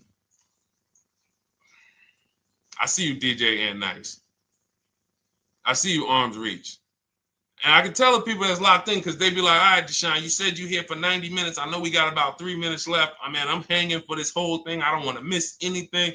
Shout out to the people that are locked in. All right. Go ahead, Dolan. Should the out-the-door price include your trade? First of all, that's a curse word. All right, we're going to go back to that because I got out of saying that for a while. We do not trade cars. So you probably just popped in maybe about 30 minutes ago on the stream. We were talking about the 3 pillars of great car deals: who you buy your car from, who you sell your car to, who you get your loan from. You in order to get a great deal, a below market deal, you must get a great deal from each one, which means you bid out each one. I bid out, got multiple offers for who I was going to buy my car from. I got multiple offers for who I was going to get my loan from. I got multiple offers for who I was going to sell my car to. I bid out everything, therefore I got my great deal. If you bid out this, but you don't bid out this, and somebody you get an interest rate of 7.1 when you could have got an interest rate of 5.2, you lost $2,000. Depending on the cost of your loan, how much you're financing, you lost $2,000. Yeah, you did a bid on who you bought the car from, or you didn't bid out your trade, therefore you didn't find the highest bidder. You traded your car for 14. Another bidder would have paid you 18. You lost $4,000. So you got to bid out everything. That's why we do not trade. The only people that have to trade are people with a lot of negative equity who can't pay off the difference. And that's why I am the reason for negative equity is not understanding leasing. You buy your cars, take out loans, switch the car. Negative equity. It's literally the reason for negative equity is I should have leased, but I didn't. Now I have negative equity because I'm replacing this car with a loan still on it. So out the door price will not include your other car.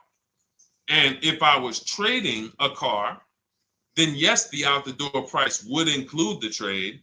But because we do not trade cars, our out the door prices don't include the trade. Let me show you an example of what our out the door prices look like. So these are some spreadsheets for our Done For You program where we shop for clients. You can see here, this is we shop for a Subaru for this particular client. In this case, look, and you can see the MSRPs for this car is an inexpensive car, $27,000, $26,000. Look at the out the door prices, 29, 30, 30, 29, 29. These are all out the door prices with the taxes and fees. So you can see these dealers are giving either no discount or a little discount. 27 out the door price is 30,000. But look at the winner. Look at the winner. This particular dealer won the bid at this particular time They're not going to win the bid all the time. In this particular case, they needed the unit. $27,900 is the MSRP. Out the door price is $27,463. The out the door price is lower than the MSRP. How? Because they took off almost $4,000 in discounts. Almost $4,000 in discount. So every time you shop for your used cars or new cars, this is how you should be shopping. If you're not leasing, this is how you should be shopping. I'm getting multiple offers, out the door prices, comparing who gave me the best offer. Who gave me the best offer? Oh, look, Daniel Thompson said, D, I'm bidding out to sell my car and got a $4,000 swing from the lowest to the highest bid. This is the people who you listen. If I can bring them on and have them talk, they would be talking to y'all about how different this is. I didn't bring you here on a Tuesday afternoon, or you're not watching this. If you're watching the replay later on Tuesday, or maybe, Wednesday morning, we go live at 12 noon, Monday through Thursday. So we replay the show just for everyone who missed it. You can send all your friends, family, go to Deshone the Auto Advisor's pages, watch the replay from today's show. But they know this is, I didn't bring you here to talk to you about hundreds of dollars. We are talking thousands of dollars at all times. There is never anything that we talk about that is hundreds. Let someone else talk to you about how you can save a couple hundred more per month. We might be talking about hundreds per month. That might be the only time we're talking about hundreds, $200 per month. But other than that, which equals thousands. We're not here to figure out how we're going to save $50 this month. No, this is big, huge money. So thank you, Daniel. Thank you for tapping in with that information. So, all right, listen, guys. Everything we teach is in a step-by-step format, because when it's not step-by-step, you'll get overwhelmed. When it's step-by-step, you can challenge yourself to stay right on this step, check it off, move to the next step. Check it off, move to the next step. Step 7 in our Cars from Home process is delivery. Step 6 is paperwork. Step 1 is the most important question, which is the 8-year rule. It's literally called the most important question. 8-year rule. How many years are you keeping the next car? Step 2 is the equity assessment. That's why you heard Wendell in his book testimonial. He said, I just completed the equity assessment and we got 30% more than the book value. Bidding it out. He said, I'm about to move to the next step. So everything we teach is step. Step 3 is deal structure, where we budget and we see, all right, how much car can we afford? What does a good deal look like? Step 4, we go shopping, which is choosing what we want.